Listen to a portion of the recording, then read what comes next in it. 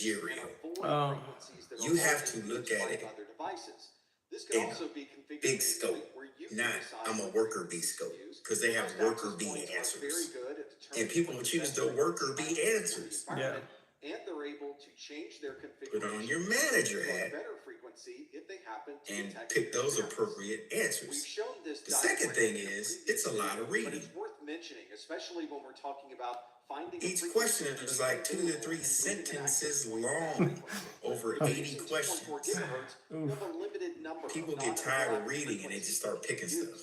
In North America, there are So it's a fatiguing test. You get what I'm saying? and if you're in a very Because it's like 2 hours. many different access points, The test is 2 hours. be enough to prevent Oh, 2 hours. Okay. So people get nobody complains about the PBQs because they're the same PBQs that you've seen right now. They'll just change a little bit and give it to you, but one part's different. You're like, what? Yeah. You just seriously giving me the same PBQ from like Net Plus, and it's an easy one. Right.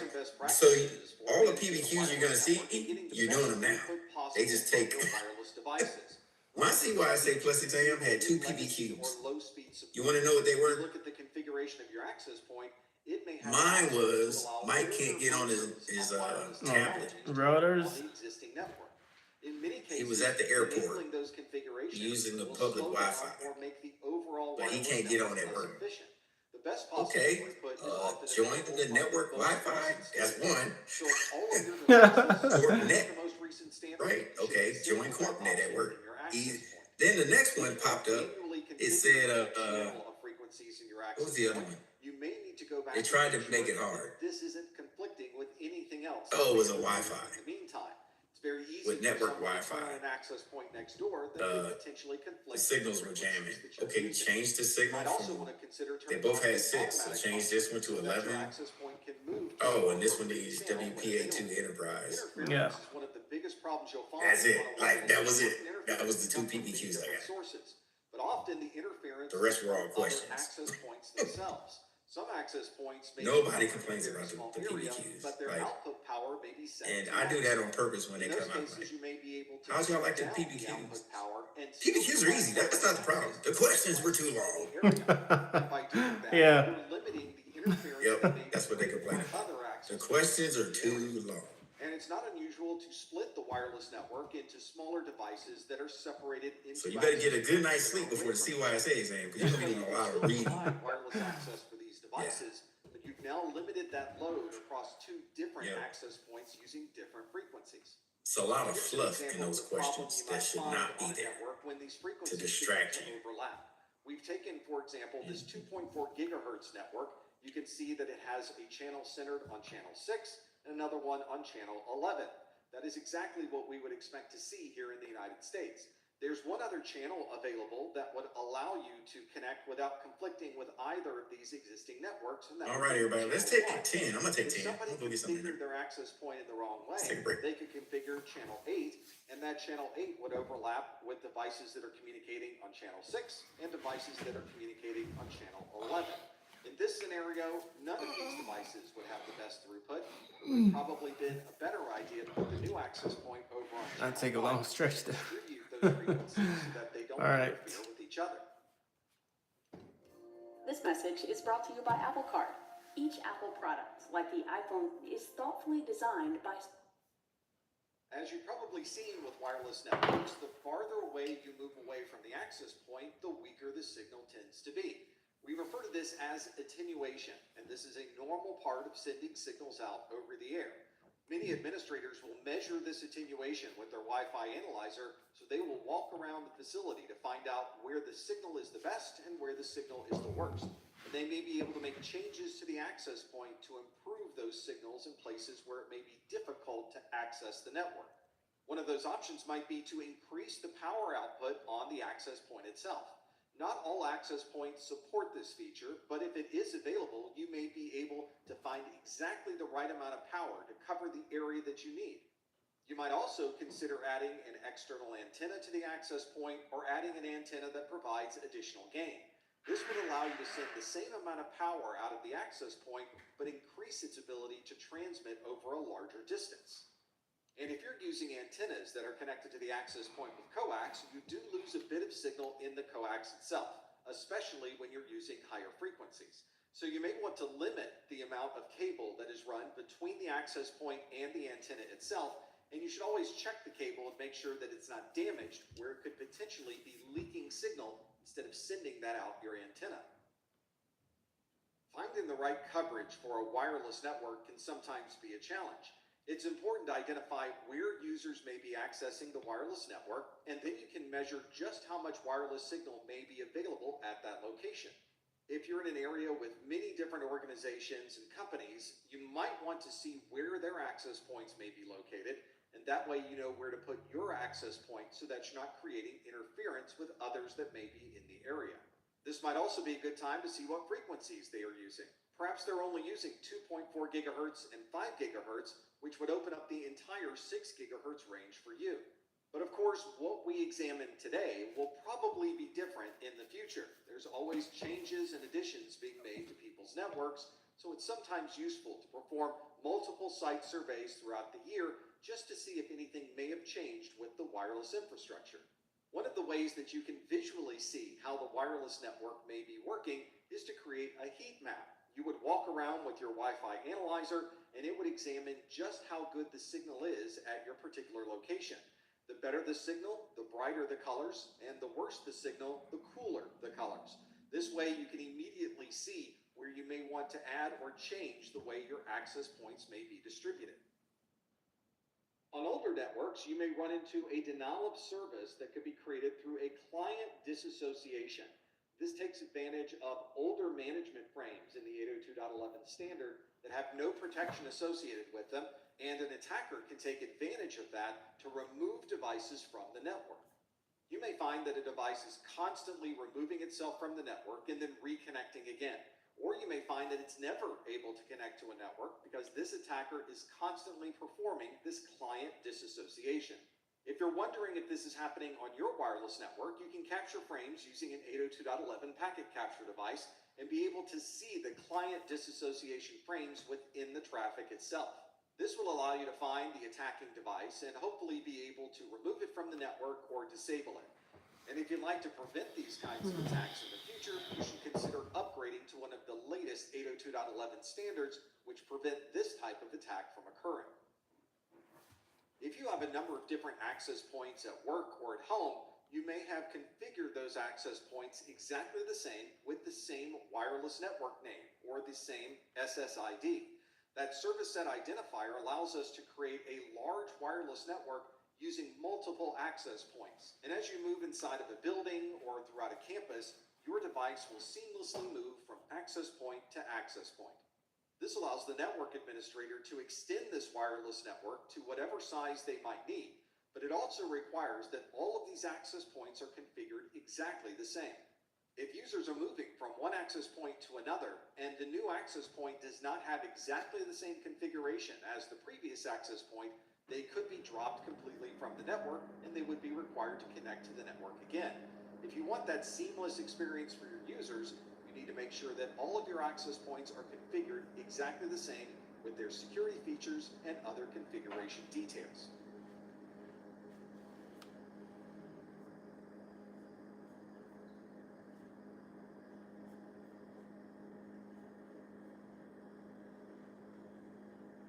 I would describe Underline as fast, affordable, and incredibly fast, very reliable, zero lag.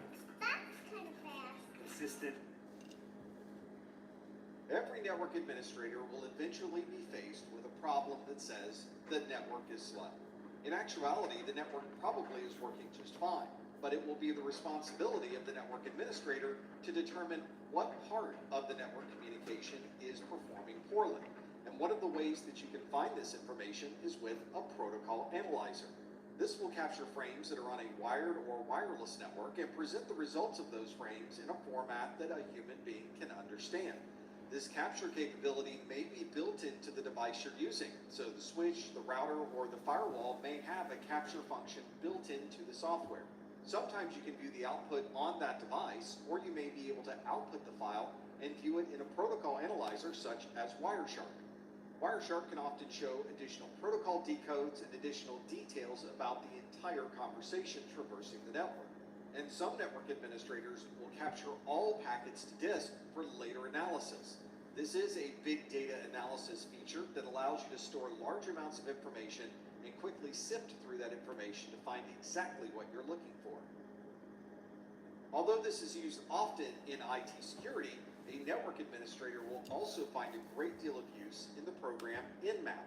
Nmap is Network Mapper, and it's able to find a great deal of information about open port numbers, operating systems, and the versions of applications. You would use Nmap to scan this device, and it could return information such as all of the open port numbers that may be available on that remote device. You can also use Nmap to find information about operating systems. What type of operating system is on a device, what version of operating system is on a device, and you can do all of that without actually logging in to that device. And Nmap is able to scan services on that device. So not only are you able to tell that there's an open port, you are able to tell what service is running on that open port. Nmap also has an additional scripting engine, so you can write your own scripts and extend the capability of this utility. Nmap is an active scan. It sends queries to a device, and it examines the results of those queries to make decisions about what ports may be open, what operating systems are on that device, and what services may be running. If you're not scanning a single device, you can tell Nmap to scan an entire range, and it will find all of the active devices in that IP address range.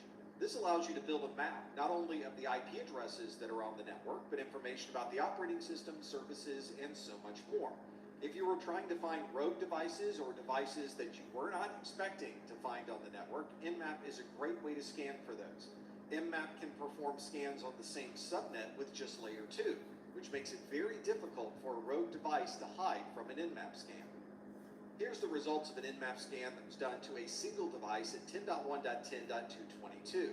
You can see that Nmap ran and found the host was up, and then found a number of different open ports on that device, including port 22, which normally would be for SSH, port 80 for HTTP, and of course port 443 for HTTPS. There's also other ports open on this device, such as 548 for the Apple Filing Protocol, and NFS is open on this device on port 2049. If your Nmap scan discovers that there are port numbers on that device that are open, but you weren't expecting those port numbers to be open, you might need to do additional research and find out what services are running on those individual ports. If you were to look at the front of a switch, it's very difficult to tell what devices are plugged in, what VLANs they might be a part of, or what their IP address might be. Fortunately, there are some protocols that we can use on this network to be able to gather that information automatically. One of those protocols is a proprietary protocol from Cisco known as CDP, or the Cisco Discovery Protocol. Although this is very specific to Cisco devices, it can provide a lot of information about the configurations of that switch without having to log into the device itself.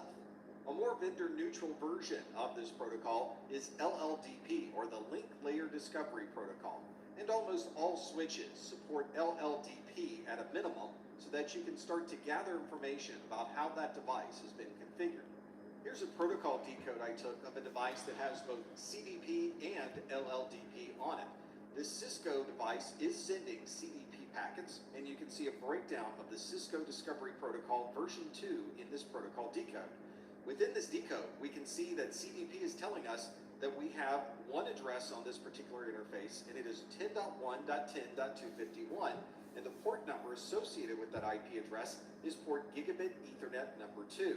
You can also see information about the software that's running on this device, the native VLAN on this device, and how individual interfaces may be configured at the hardware level. LLDP shows similar information. This is the protocol decode for the Link Layer Discovery Protocol. You can see MAC address information for the interface. It is indeed Gigabit Ethernet interface number 2. This is a switch named Studio 328. And you can see for this, there is a VLAN ID associated with this interface. It's running on VLAN 10. Using both CDP and LLDP can tell you a lot about a switch without having to log in.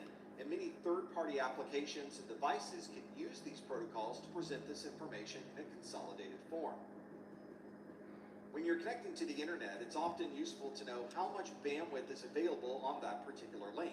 And one way that you can test this is to send a lot of information over the link and measure how long it took to send that information both in a download and an upload form. We can do that by using a number of free sites that are speed test sites. This can be very useful to perform prior to making a change and then after making a change to the network so that you can tell if there's any difference in speeds between the pre and post configuration update. It might also be useful to measure this information at different times of the day. You will probably have more bandwidth available during the off hours than you might have during the middle of a workday. And although there are many different speed test sites, they are certainly not the same. Some are located farther away and therefore may give you a different value than a speed test site that might be located closer to you. Some speed test sites may also be constrained by bandwidth and therefore may not be able to provide you with the most accurate statistics. Often some of the most accurate speed test sites are going to be those that are provided by your local ISP. So if you're running on an Xfinity network, you might want to use the Xfinity speed test site. If you're on an AT&T network, you might want to use AT&T speed test. That way you're getting the most accurate representation of the speeds available on your local network. If you'd rather use some third-party speed test sites, there are a number available on the internet. Fast.com and SpeedOfMe are very good choices, along with speedtest.net and testmy.net.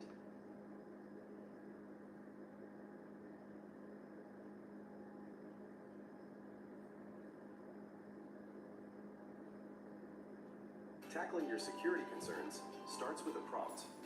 With Sola AI, you get answers to the security. One of the most common utilities you'll use at the command line is the ping command.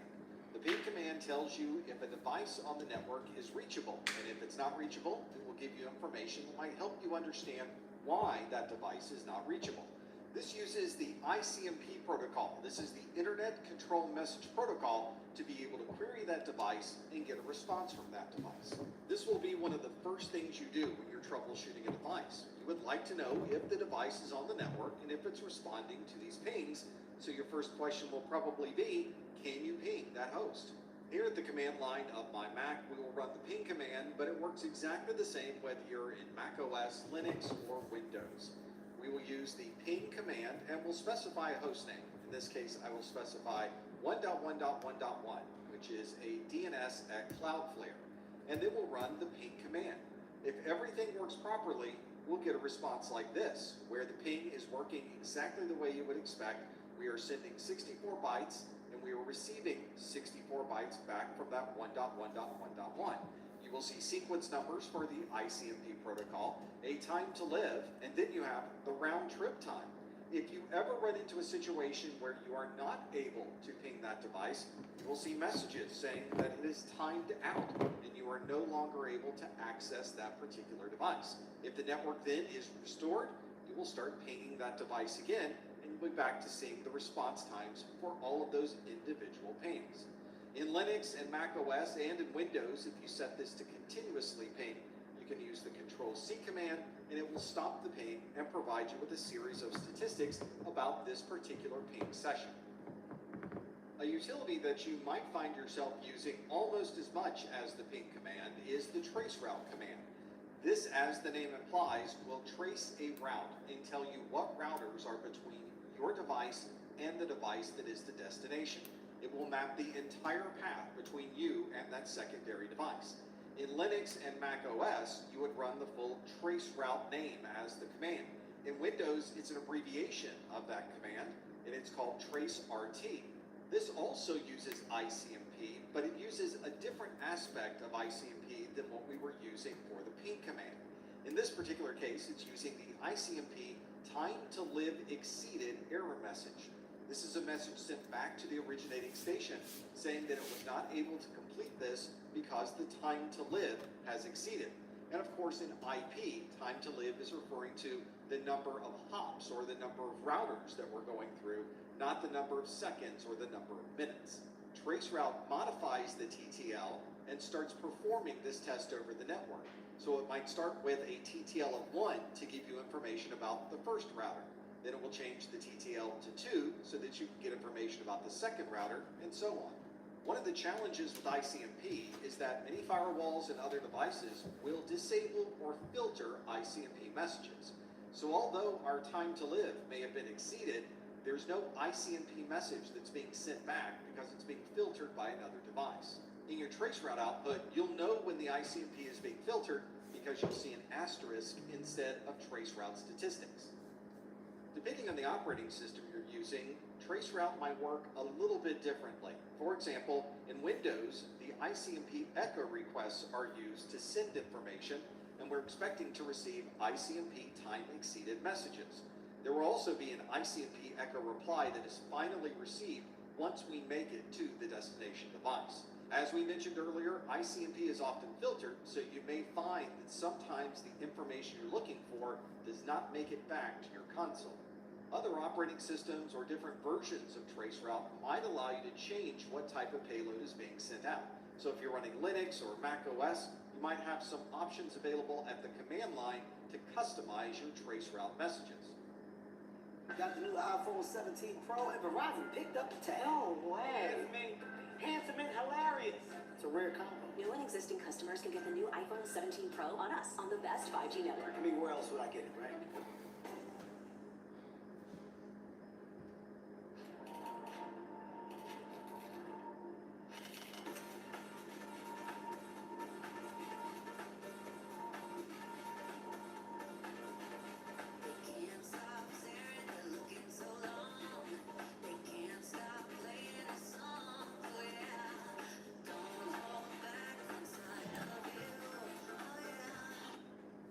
We're going to run a traceroute, but before we do that, I want to show you what's happening behind the scenes when we run that traceroute command. In this particular example, we're going to run a traceroute from Sam's machine all the way through these multiple routers all the way to Jack's workstation. And we're going to run this by using the traceroute command. And when we run this, the very first message sent from Sam's computer has a traceroute set to TTL of 1. That means the time to live is 1. That means when this first frame reaches the very first router, that router will decrease the TTL by 1.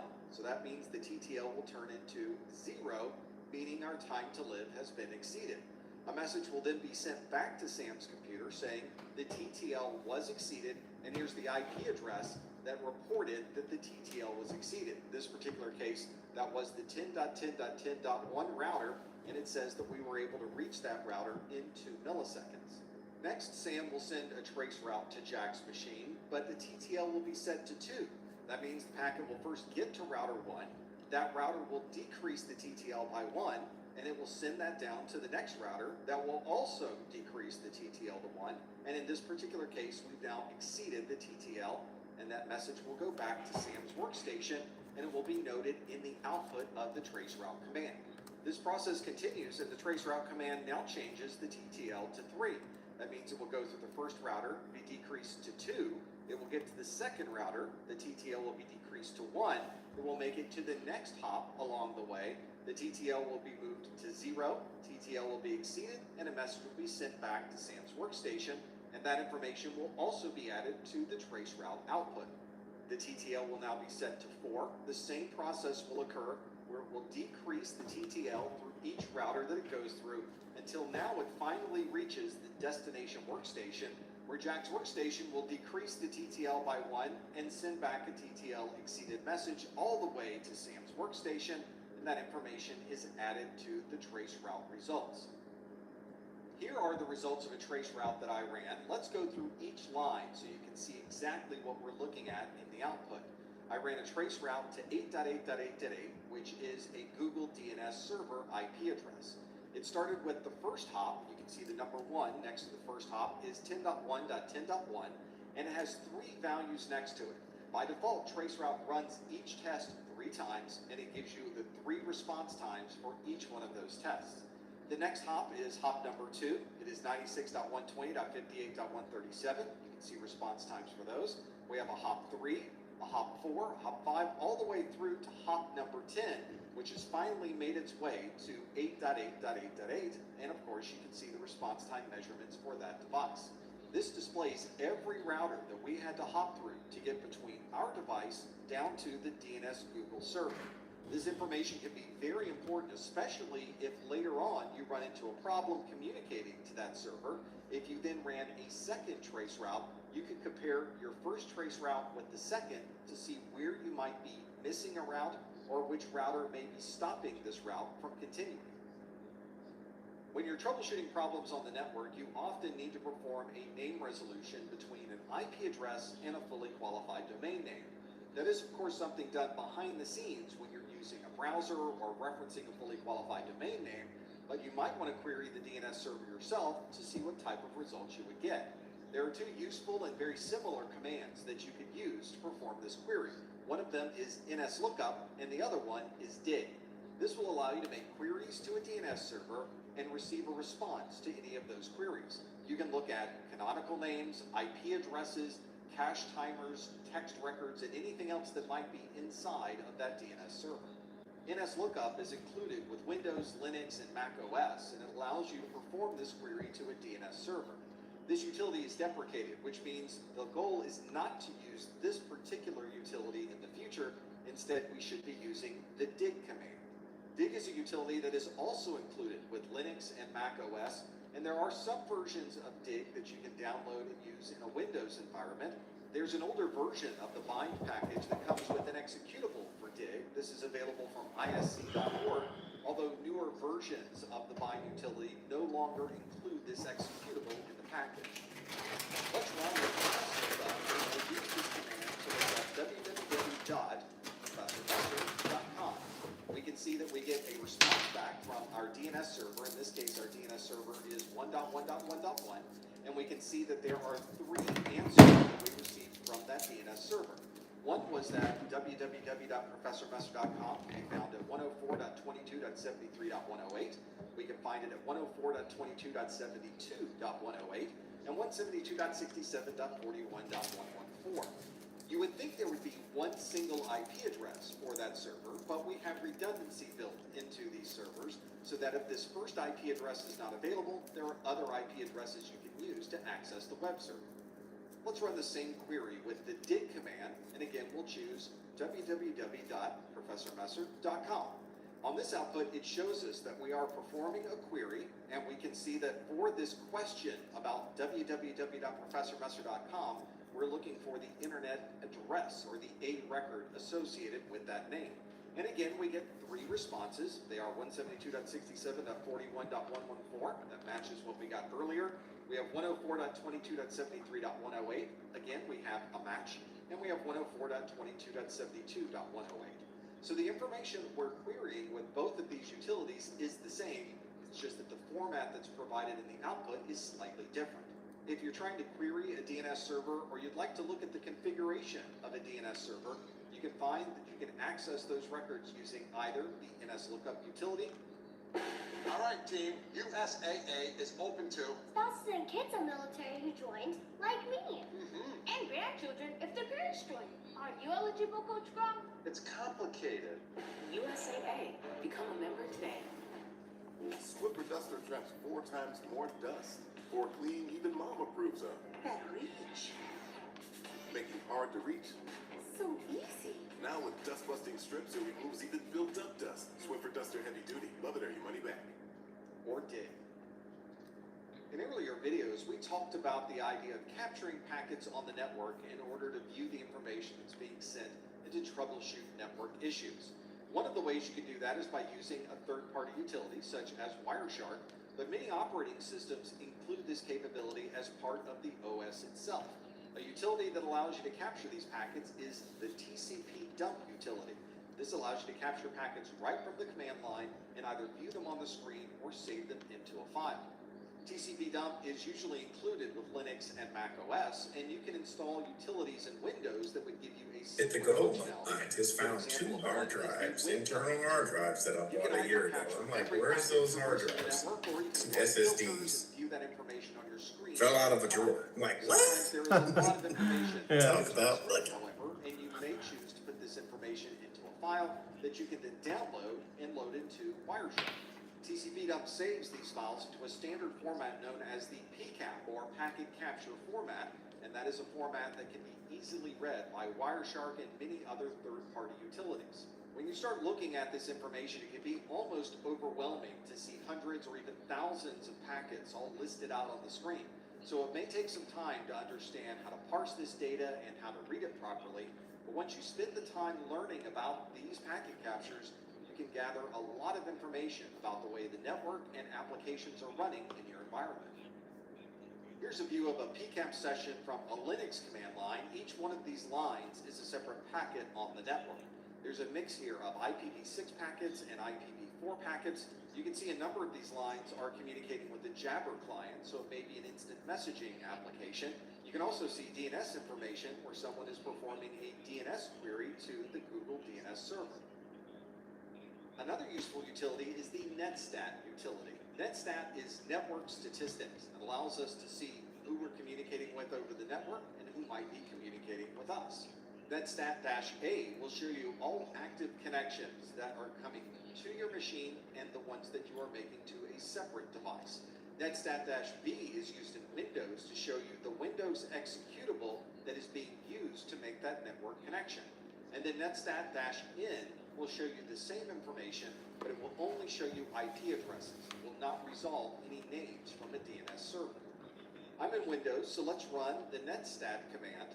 Here we go. And we can see an output that shows us the protocol that's in use, the local IP address, and on my computer, the local IP address is 10.1.10.102.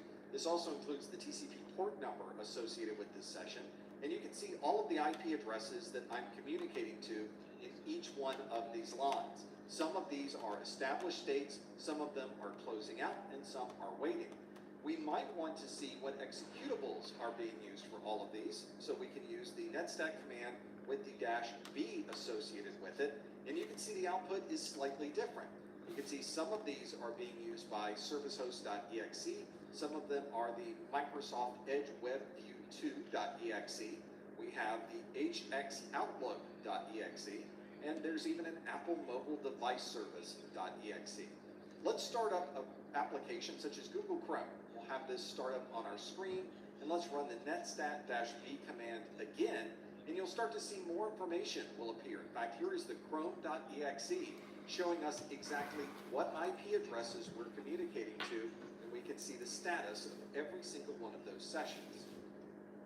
When you first sit down at a computer to start troubleshooting, one of the things that might be useful to know is the local IP address configuration of that device. And depending on the operating system you're using, there might be a different command that you might want to use. For example, if we wanted to ping our local gateway, it would be useful to know what the IP address of our local gateway happened to be. If you're in a Windows environment, you would use the ipconfig command. If you're in Linux or Mac OS, you can use ifconfig, and a newer version of that command is the IP address command, 2 words, and shows you similar information about your IP address. So I've now sat down at a Windows computer, and I'd like to know more information about the IP address configuration. The command we will use is ipconfig. This will show me IPv6 information. I also have IPv4 addresses, a subnet mask, and a default gateway, and now I can perform my troubleshooting based on these IP values. But we might want more details about how this system has been configured, so we will use ipconfig/all to get more information. You can see it starts with the name of the device, how the node type is configured. This is a Windows option. And then we do have information about the MAC address, the adapter card that's in use, IP address information, even the DHCP details associated with this config, along with the DNS servers that have been configured for this system.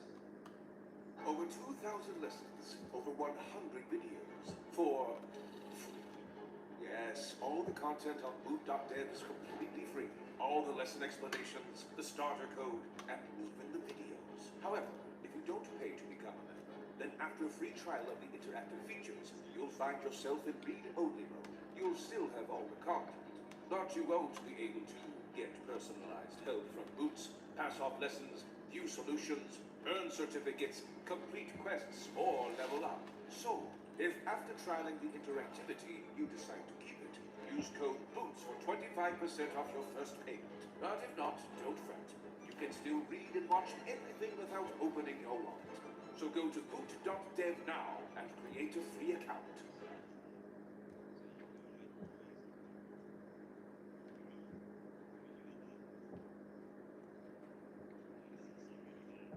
L pads are gentle and powerful.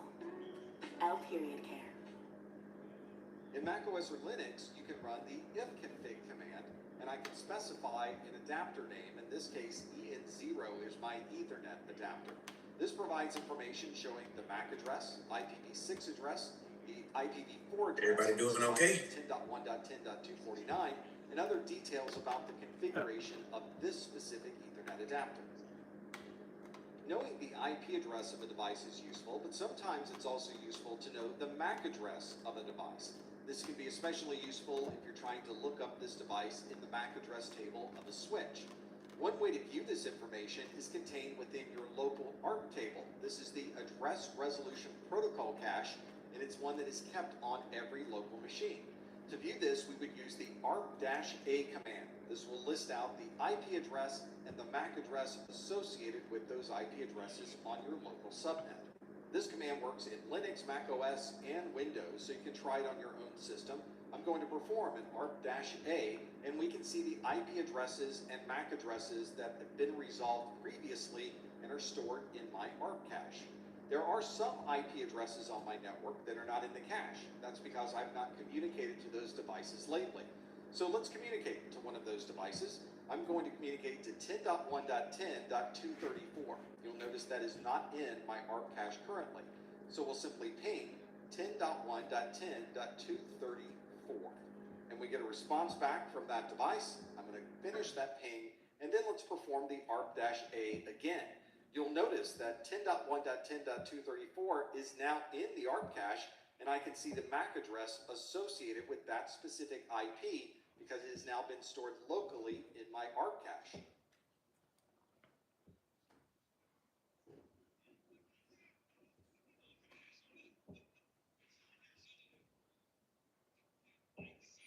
Cybersecurity today is so messy and expensive.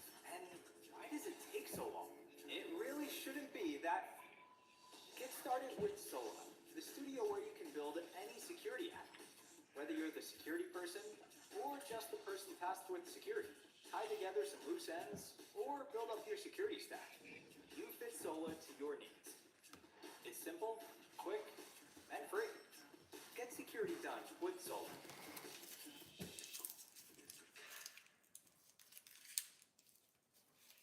As a network administrator, you'll be working with a lot of cables. There may be hundreds of cables in large bunches coming out of the ceiling and going into an IDF or MDF where you're punching it down or putting it in patch panels. And very often you'll need to find one cable that's located in this large bunch of cables that's in your data center. One of the ways you can easily find this cable is through the use of a tone generator. A tone generator puts an analog tone on the wire, and you can listen into that tone using an inductive probe. This means that you only need to get the probe close to the cable to be able to identify where that tone might be. This makes the process of finding a single cable in a large bunch of cables very, very easy. You would connect the tone generator on one end of the wire. This can be connected through a modular jack. There's coax connections, or you might even punch it down into a punch-down block. There could also be alligator clips, so you can manually connect it to a piece of copper. You would then use the probe to locate where that might be in that large grouping of cables, and eventually, when you come across the tone, you know you found the right cable. Let's use a tone generator and an inductive probe to find where the end of a cable might be. I've connected one cable to a tone generator, and you can see the flashing light that's on the tone generator tells me that there is an analog signal that's being sent over this wire. So I have this group of cables, and at the end of one of these cables is the tone generator. I will use this inductive probe that is listening in to try to find that particular signal on this wire. To be able to test it, all you have to do is touch the outside of the cable. We can start to hear some of that signal coming through, but it's not very strong for that particular cable. Let's try a different cable and see if we have a different response. That one has about the same signal level. We'll try this third wire, and we finally come across the wire that is connected to the other end where the tone generator happens to be. So by simply using that tone generator and moving back and forth across these wires, we're very easily able to identify where the end of that cable might be. Another useful tool to have around is a cable tester. This is a relatively simple tester that checks continuity from one end of the cable to the other. If you want to know if pin 1 is connected to pin 1 and pin 2 is connected to pin 2, the cable tester will tell you very, very quickly. This also means that you can identify pins that are not connected. So if you have a short in the cable, it will identify that. Or if there are crossed wires, you will see that pin 1 connects to pin 3 or pin 2 connects to pin 6. You'll notice that in the cable tester as well. These are usually very simple continuity tests. They don't show you any information about how much signal can be supported over that link or what category of cable this happens to match. But it can provide you with verification that you've performed the punch down properly or that you have the right connectors on both ends of the cable. The tone generator and the inductive probe I used earlier also double as a cable tester. So I plugged in one end of the cable to what is the tone generator, and I put it into the mode of being used as a cable tester. On the inductive probe, there's an RJ45 connector at the bottom of the inductive probe. I'm going to plug that in, and it's going to act as a cable tester. And as long as it lights up from pins 1 through pin 8 in that order, it's telling me that each one of those is wired correctly, and I have continuity for all 8 of those connections. If you'd like to capture data from the network itself, you may need to use some type of external tap. This allows you to intercept network traffic and send a copy of that traffic to a protocol analysis tool or packet capture device. For a physical tap, you would physically break the connection and put the tap in the middle of this connection. So this might require some downtime to initially install the tap. This could be a passive tap, which means that it's not powered. You often see passive taps used for optical fiber. Or it might be an active tap that requires additional power to be able to regenerate that signal through the tap. If you don't have a physical tap, you may be able to perform a similar function inside of the switch itself. Many switches support a port mirroring or a SPAN connection. SPAN stands for Switched Port Analyzer, where you can tell the switch to take any data from any of those interfaces and send a copy of that data to a different interface on the switch, where of course you've plugged in a protocol analyzer. One of the challenges with a port mirror or SPAN connection is that there's a limited amount of bandwidth available. You may be tapping a connection that could send a total of 2 gigabits per second. That would be 1 gigabit in each connection. But obviously the port you're connecting to the analyzer only has 1 gigabit down into the analyzer. So for very large bandwidth uses, you may not want to use a port mirror. You may instead want to use a physical tap. Here's an example of a coax tap, but it works very similarly whether you're using fiber or a twisted pair of copper. You would be connecting 2 devices, one on each side of the network. You can see there are a transmit and a receive pair on each side, and those will go into the in and out connection. So you would complete a circuit on one connection and complete the circuit on the other connection. There's a copy of this information. Kevin, looks like Kevin. To monitor ports on the tap. And that is where you would plug in your analysis tools or your protocol analyzer. At King Soopers, you never compromise. You get up high quality that's guaranteed fresh and down low prices on over 1,000 items. With quality and savings that add up, King Soopers shoppers never compromise. King Soopers, fresh for everyone.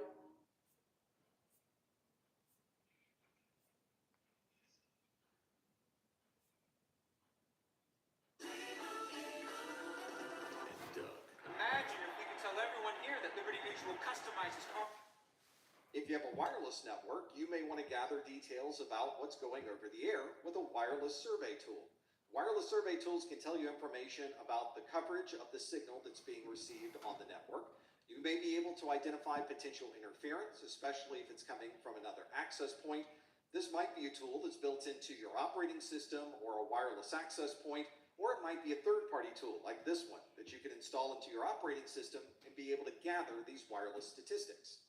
If you need detailed wireless information, it may require specialized hardware, and you can use a Wi-Fi analyzer to provide that level of detail. This would be able to see all of the 802.11 information that's going through the air, and in many cases, show you other information that's sharing those same frequencies. This can provide you with channel strengths. You can see what channels are in use. see what access points might be in the area, and identify any potential sources of interference. And if you have a more advanced version of a Wi-Fi analyzer, it may include a spectrum analyzer where you can see an entire range of frequencies and see every signal that's being broadcast on any of those frequencies, whether it's associated with an 802.11 wireless network or some other source. If you're concerned that there's interference coming from a third-party piece of equipment or from a microwave oven, you can verify that using a spectrum analyzer. Here are the results of information that was gathered with the Wi-Fi analyzer. You can see in this case that we have a little bit of noise at the bottom of this signal and then a little bit of wireless signal on top of that. You can see that the signal to noise ratio in this particular example is very narrow. It's very close to each other. This is very different than another view of the network where we can see there is a much stronger signal. There's much more signal than there is noise at the bottom. Our Wi-Fi analyzer is able to provide us with a lot of detail about just how well our wireless network is operating. If you work a lot with fiber optics, you might be concerned about having breaks in the fiber optics, especially if there's a lot of bends in a particular fiber optic, or maybe you're unsure if a particular fiber is in good condition. One of the ways that you can check this is with a visual fault locator. You can think of this as a flashlight that has been specifically designed for optical fiber. The light that you shine down the fiber with this visual fault locator can be used to identify any breaks in the fiber because you'll see the light leaking out from around that particular break. You may need to turn the lights off in the room to see this a little bit better, but it will be very obvious once you turn on your visual fault locator. This is a relatively low-tech device, but it is very effective at finding problems with this fiber. So you may be able to locate those faults before you ever install that particular fiber patch into your network.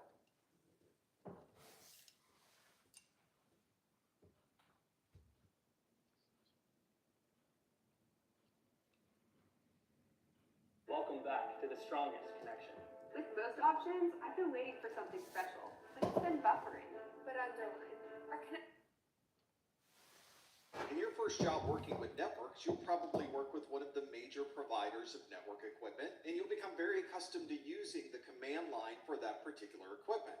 But your company might purchase equipment from many different manufacturers. Fortunately, the commands at the command line are very similar between these manufacturers.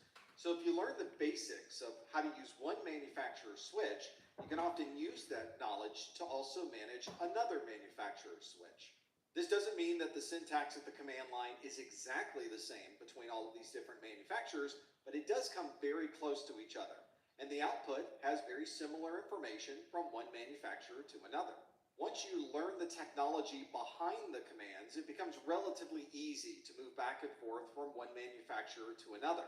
And you'll begin to memorize the different commands for the different manufacturers, and it will soon become very second nature. In our videos where we talk about the switching process, we talk a lot about the MAC address table. This is the table inside of the switch that has a list of all of the MAC addresses that it's learned, and it knows which ports that it learned that MAC address on. Now when the switch needs to make a decision about where certain traffic should be sent, it can reference that MAC address in the table, identify the port, and send that traffic directly out that port. On many manufacturers' equipment, there is a show command that provides this view. This is a Cisco switch, and I use the show MAC address table command to list out all of the MAC addresses in the MAC address table. So if you're troubleshooting a switch and you're wondering why certain traffic may be sent out every interface, or you're wondering if you've hit the maximum number of entries in your MAC address table, you can use the show MAC address table to get more details.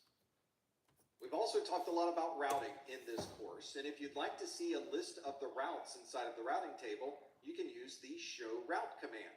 This is a very useful command to be able to see exactly where the routes are for a particular router.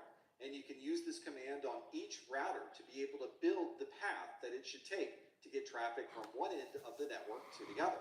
It's very common to use the show route command, have a look at the routes in the table, find the route that would apply to the traffic that you're looking at, and then follow that traffic out the specific interface. You can then use that process on every route. All right, everybody, let's go ahead and take 10 minutes. Take your break. Here's an example of the show route command from a Cisco router. At the top of the show route command is a list of all of the abbreviations that are used in the routing table itself. On the left side, you can see these abbreviations. There are only two that are used in this particular routing table. One is the R abbreviation that correlates back to a RIP protocol that was used to build that route. And then we also have a C, which is a connected route.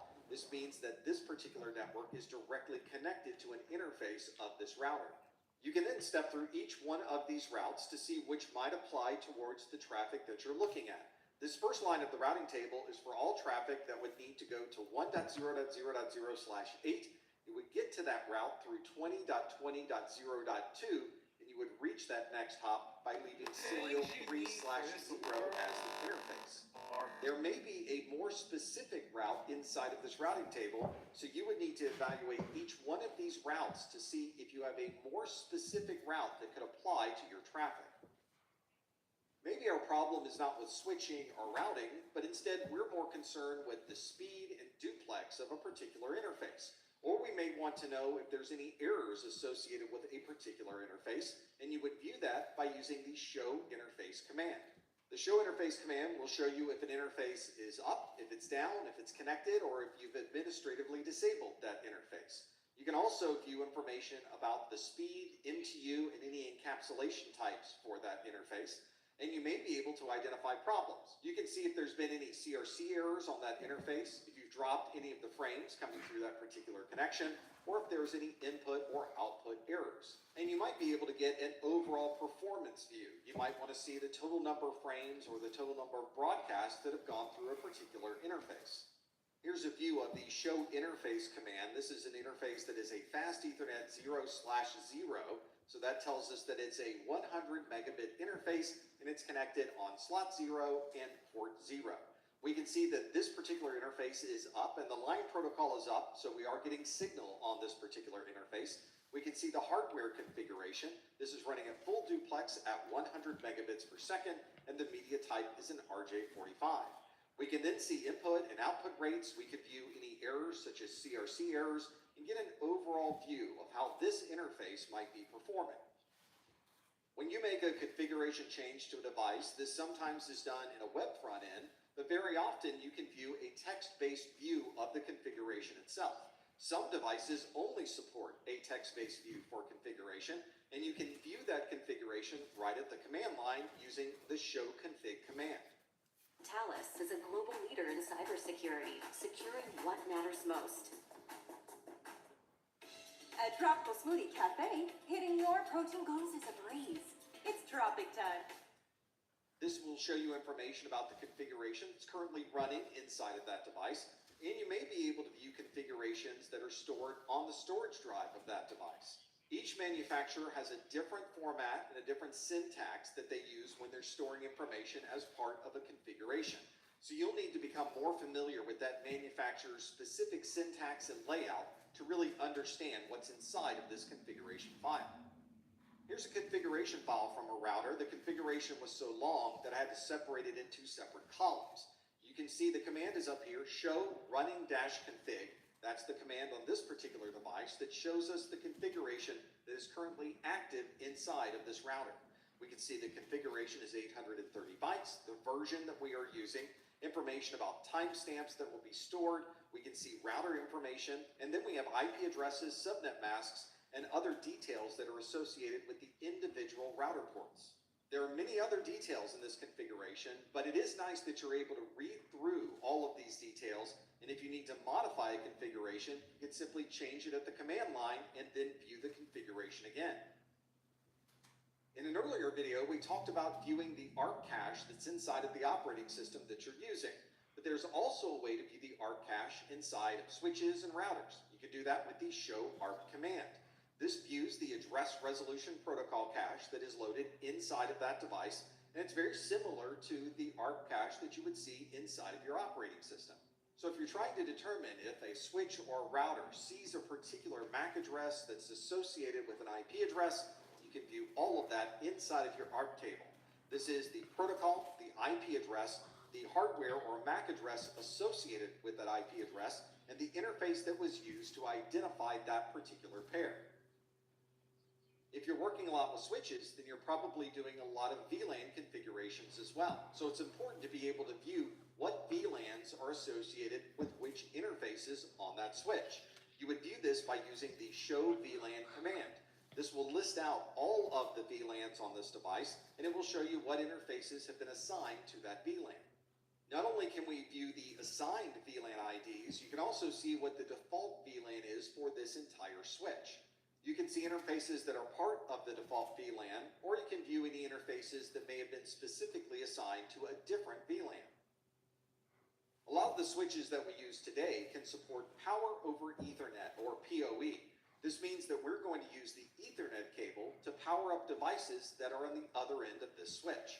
But to do this, we need to monitor the switch and make sure that we have enough power for all of these devices. We can view this power usage through the show power command.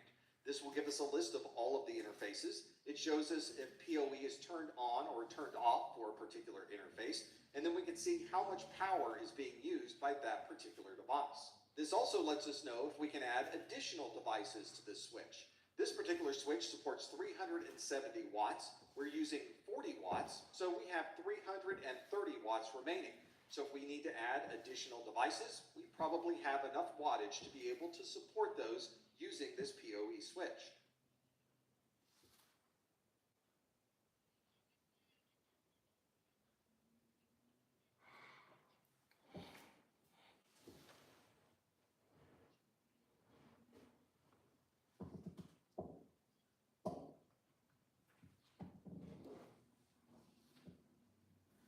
As you're most likely aware, when you turn on your computer, there are a series of tests that take place known as the POST. This stands for Power On Self-Test. This is a self-test to determine if the core components of your system are installed and if they're operational. This checks to see if your CPU is installed and operational and if it's able to communicate to your BIOS hardware. This might also check to see if your video subsystem is working properly and if memory is also installed in your computer. If there are any problems with any of these components, you'll get an error message on the screen, if possible, and a series of beeps that come from the motherboard. The beeps and the messages that you might see on the screen might be similar between manufacturers, but very often there are differences between one manufacturer's BIOS and another. This means that a series of beeps on one motherboard might mean something completely different on another motherboard. For that reason, you shouldn't bother memorizing specific beep codes for an individual manufacturer, because when this happens, you'll probably be referencing the documentation anyway. And since all of these different manufacturers are using different beep codes on different motherboards, it's probably a good idea to check with the documentation anyway. The real key is understanding what that beep code means and what you should do next. And if you are getting beep codes, there should be messages on the screen if there's no problems with your video display, and certainly there will be a series of codes, probably long and short codes, that you'll need to reference. You'll need to look at the error codes on your screen and reference how many beeps you're hearing in this beep code against the manufacturer's documentation. That's going to tell you what part of this BIOS failed and hopefully point you in a direction for resolving this hardware problem. If you turn on your computer and start hearing beeping noises, but you see nothing on the screen, then your problem is probably related to bad video on the motherboard, although it could be related to bad memory or a bad CPU. If any of those components aren't working, then you probably have no way to present any data on your screen, and therefore the screen remains black.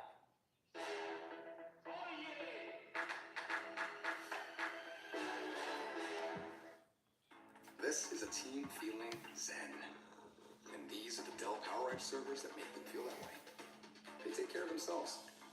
So the team can spend less time stressing and more time growing their business. This could also be a misconfiguration with the video subsystem inside your BIOS, so you'll want to look at the BIOS configuration and confirm that everything in the BIOS looks to be in order.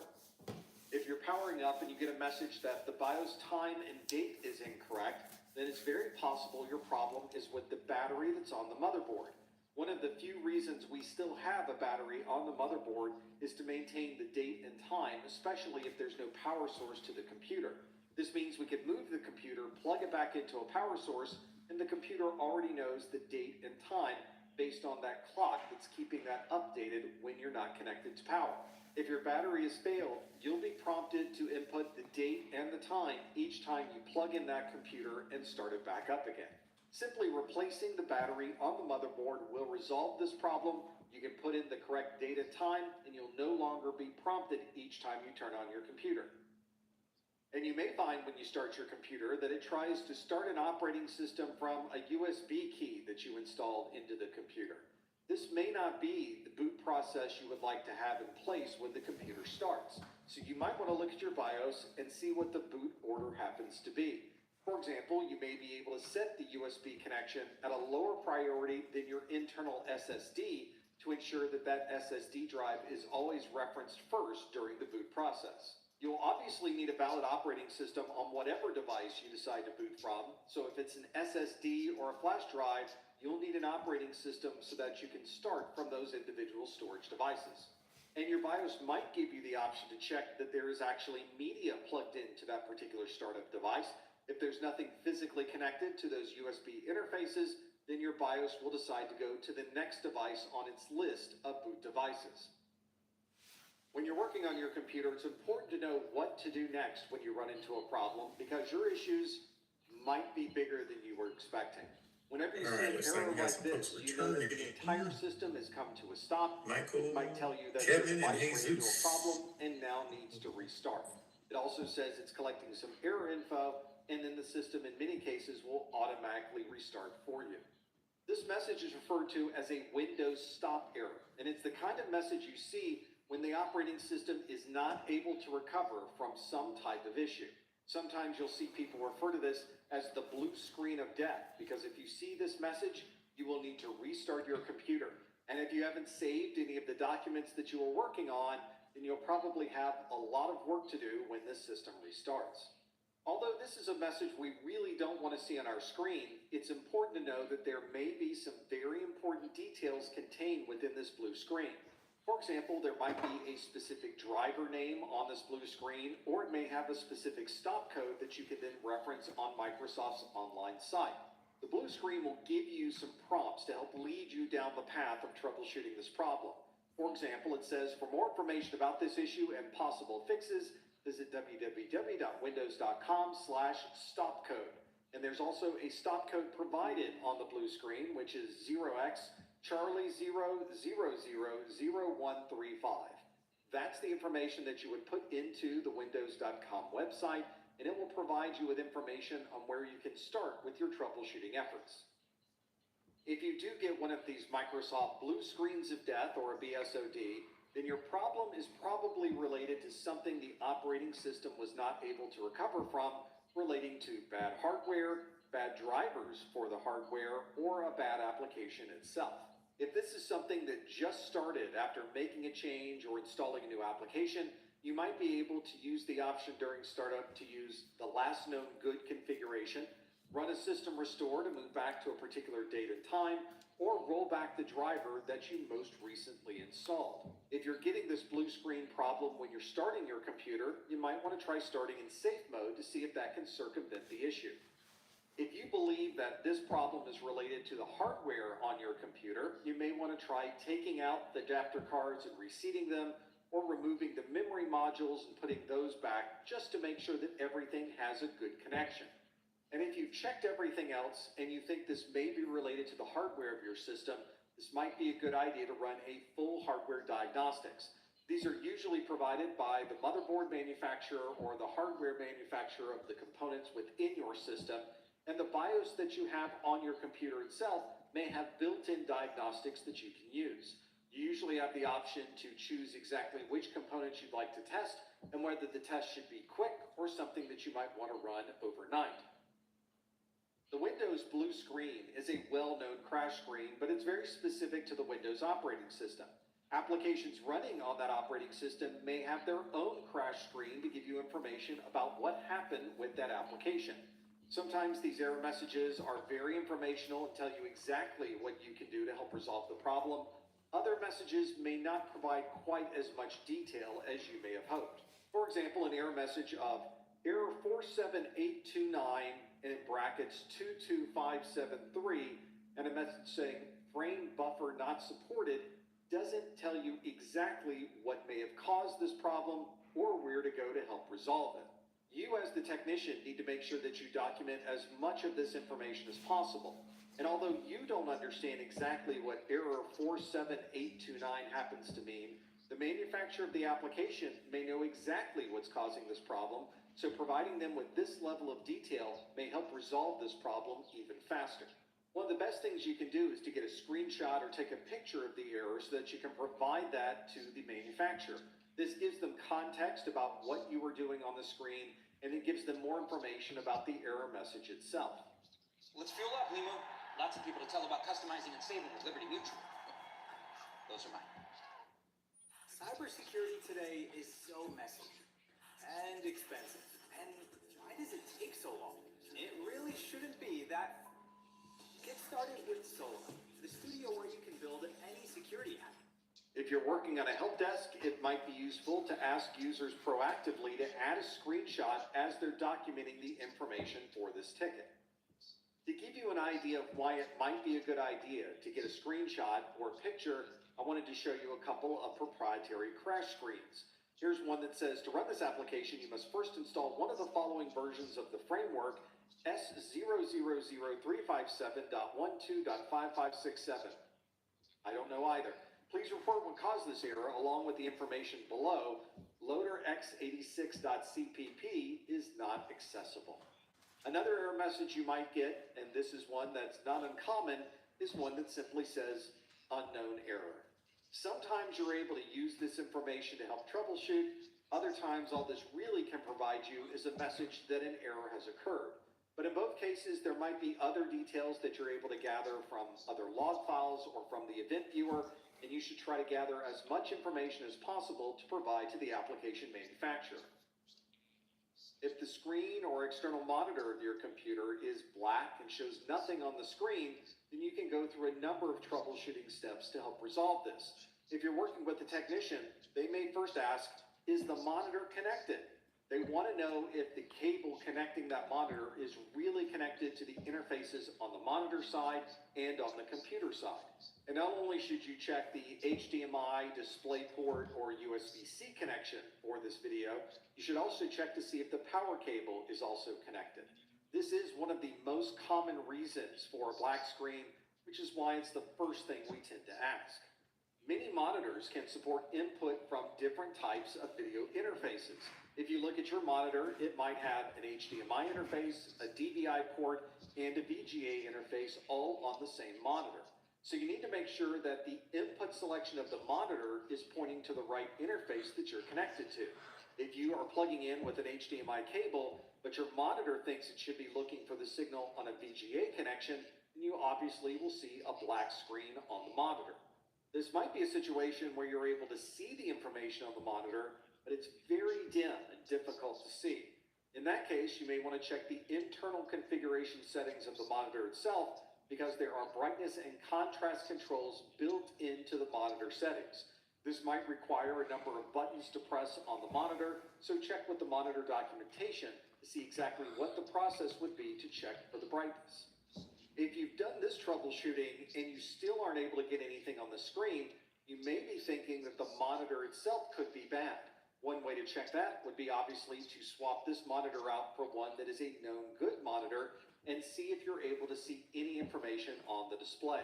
If you're still seeing a black screen, then your problem is probably not with the monitor hardware.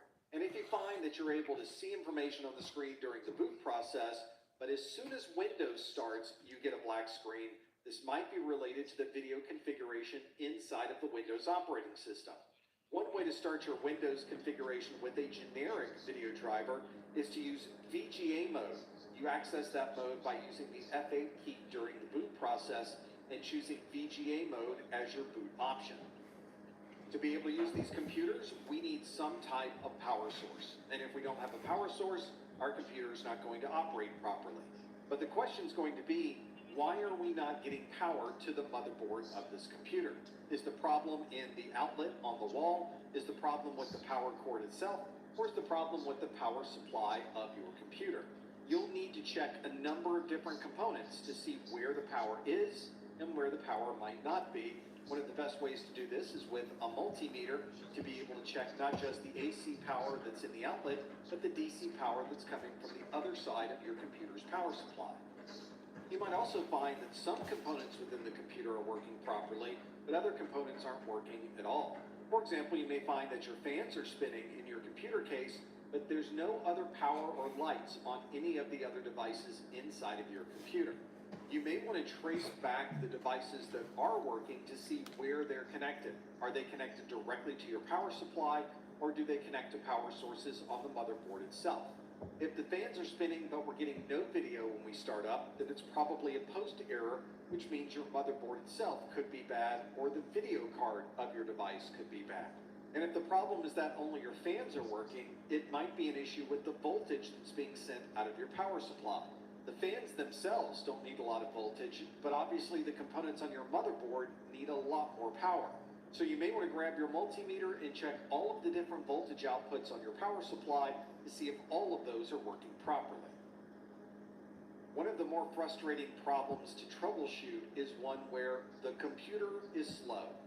I can't help it if I'm up and feeding, watching it.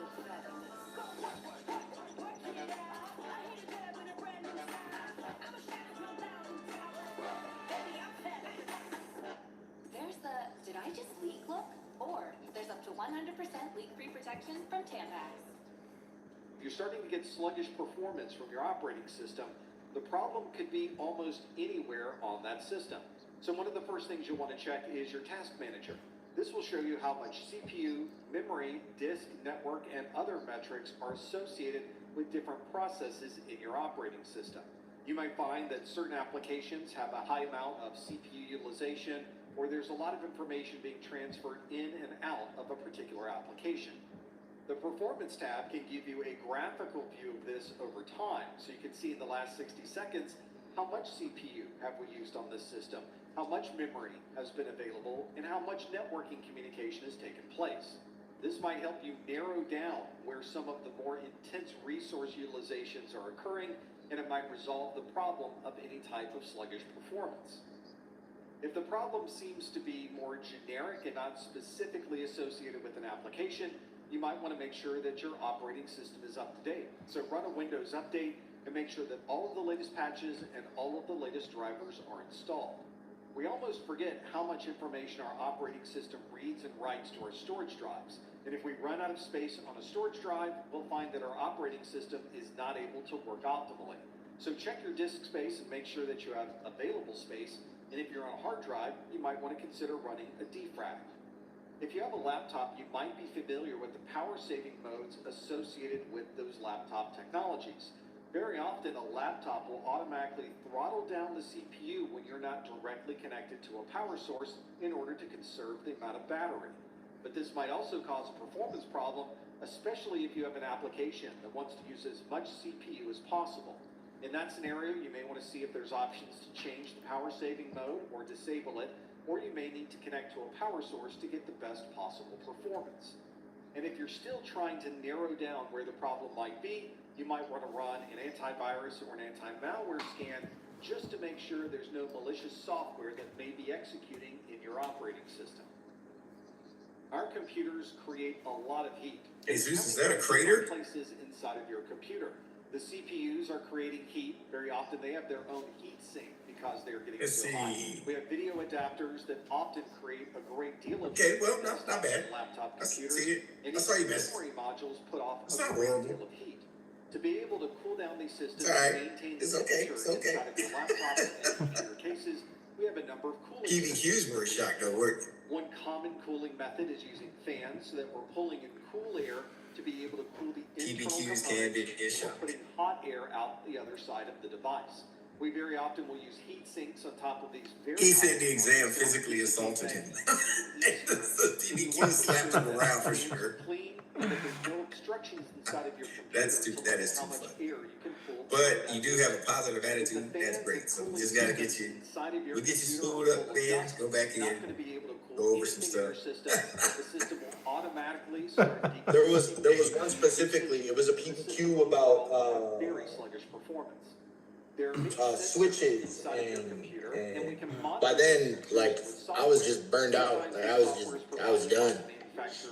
Yeah, but luckily, you know, it like just typing help and giving you like the commands just kind of help you kind of, you know, go. Yeah, but yeah, that was rough. I will say that there is a direct correlation if you practice the commands like in 101 labs and hands-on, it helps you. I wanted to use the last hour to brush up on the commands, and just like the IP address in general to kind of go through like troubleshooting techniques. But I was having trouble verifying my access code because I did it here. So that I kind of spent my last hour doing that. So yeah, that was interesting for sure. Yeah. Yeah. But don't fret, sir. We have classes and boot camps. Yes, sir. We'll talk through it. Hey, and see if you can visually find where this particular problem occurred. Thanks for trying. Often it's something that's very easy to see, but if you're not able to visually see it, you may be able to smell where on that motherboard you're having a problem. You obviously want to determine if it's part of the motherboard that's damaged or an individual component, and swap that component or motherboard out to be able to get the system back up and running again. Another challenging issue is when a system randomly turns off. There's no messages on the screen, there's no warnings, everything simply goes black, the fans spin down, and you're left with a system that's no longer operating. After checking the hardware itself, you may want to try starting the system back up again, and if possible, check Event Viewer and see if any messages were written to the event log before the system powered down. Problems like this are very commonly associated to heat-related issues. Mechanical engineers, it's time to get your PE. Hi there. Those sensors inside of your computer know exactly what the temperature is of your CPU, your storage devices, your memory, and other parts of your motherboard. And if the temperature of any of those components gets too high, your system will automatically power down to make sure that there's no damage to the hardware. Make sure you check that all your fans are clear and that you have plenty of airflow going through your system. Also check to make sure that the heat sinks on your different components are still connected. And if they are connected, you want to be sure that they have the proper amount of thermal paste. This is another good time to check your software to see what the temperatures might be in your system, to see if this is really the issue that might be causing the system to turn off. This could also be related to failing hardware in the system, especially if you just added some new components. So check Device Manager on your system and see if anything may have been disabled, and you may want to run a hardware diagnostic just to make sure that there's no problems with anything you may have installed. Since this is something that's relatively random, it may be very difficult to troubleshoot. But if you start eliminating things that you know to be working properly, you'll slowly get down to a smaller list of where the problem may be occurring. There are a number of troubleshooting resources available for you in the operating system when you run into an application error. Some of these applications will simply stop working. They'll pop up a message on the screen like this one that says Windows Explorer has stopped working. And it may do some work to try to determine how you might be able to resolve this problem, or you may find that the application itself is on the screen and working properly one moment, and then immediately simply disappears from your screen. Or you may find that the application is working fine one moment, but then abruptly disappears from your screen with no error message at all. One of the best places to go to gather more information would be Windows Event Viewer, or there might be specific logs for that application. You might want to check with the application developer to see if they have a series of logs they can either refer to or logs that we can turn on for any subsequent problems. Windows also includes a tool called the Reliability Monitor. This will give you a history of all applications that have occurred over time, so you can see what applications have been performing well, and what applications give constant errors. This also is a nice integration into the Event Viewer, so if you're trying to filter down information very quickly, you may find it very easy to do from the Reliability Monitor. And of course, the application version of Have You Turned It Off and Back On Again is to simply uninstall the application and reinstall it again. This ensures you're using the latest version of the application and that you've installed all of the components of that application without any type of error messages. If you continue to have the problem, then the issue is probably not related to the installation of the application. Here's a better view of the reliability monitor. This is one of the hidden gems within Microsoft Windows, especially if you're trying to troubleshoot an application. You can see the applications that have crashed. You can see whether the crash itself was an application failure, a Windows failure, a miscellaneous failure, a warning, or simply an informational message. All of these messages are documented in the details, and you can see the exact date and time when this problem occurred. If you turn on your computer and you hear some grinding noises, then you know something is probably going wrong. Most computers are either very quiet or have a small hum associated with them, so hearing any type of unusual noise should automatically make you think that something's not performing as it should. If you hear rattling noises when you're moving the case, then something has probably come loose inside of the computer itself. Very often this is a heatsink, and you can simply reinstall the heatsink with some thermal paste. If we're hearing a scraping noise, then our problem may be related to a hard drive. Those hard drives are obviously moving devices that are spinning at great speeds, and if there's any type of physical problem with the drive, those components will tend to scrape against each other. If the sound you hear is more of a methodical clicking noise, then there's probably something that's gotten in the pathway of your fan. This may be something where you need to check the fan itself to see if the fan is operating properly, or perhaps it's time to clean all of the dust and debris out from your computer so that your fan can spin properly.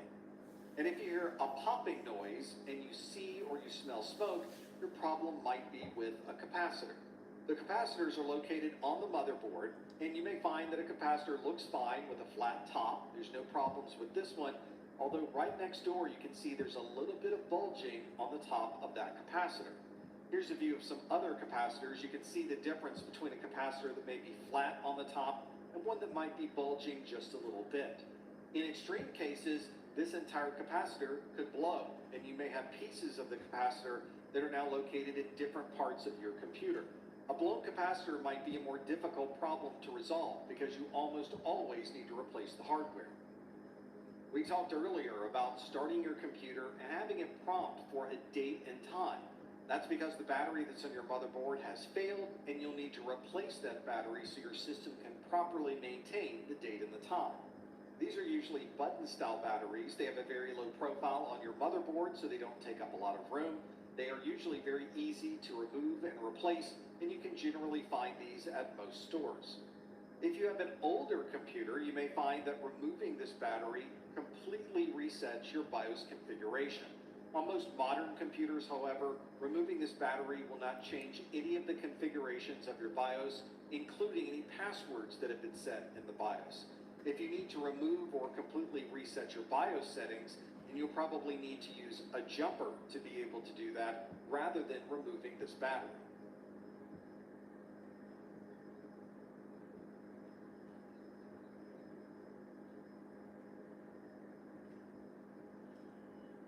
Can your pad absorb everything and stay fresh? Always Flex Foam can. It's the only pad made with the flexible foam core that locks in blood and sweat while the top stays dry, keeping you up to 100% leak and odor free.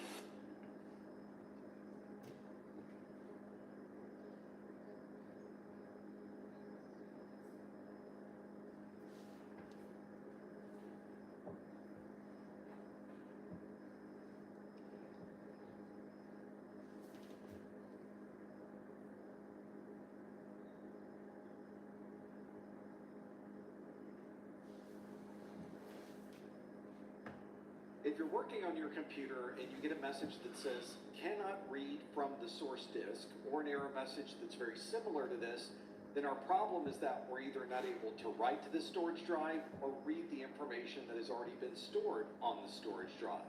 When this occurs, you'll often see the drive constantly retrying that particular area to see if it can finally read the information that's stored either on the platters of the hard drive or the SSD. This type of failure could affect only a certain area of the storage drive, or it may be an intermittent type problem. Whenever it's occurring, you'll notice that the performance of reading and writing from the drive becomes very slow, because if the drive ever runs into this error, it will constantly try to retry the read or the write to that particular area of the drive. That retry takes time as it tries over and over to try to either read that data or write information into that area of the drive. Sometimes this is a loud clicking noise, especially if it's a hard drive that we're trying to access. Sometimes you'll hear people refer to this as the click of death, because once your hard drive starts making these clicking noises, it's very difficult to recover any of that data.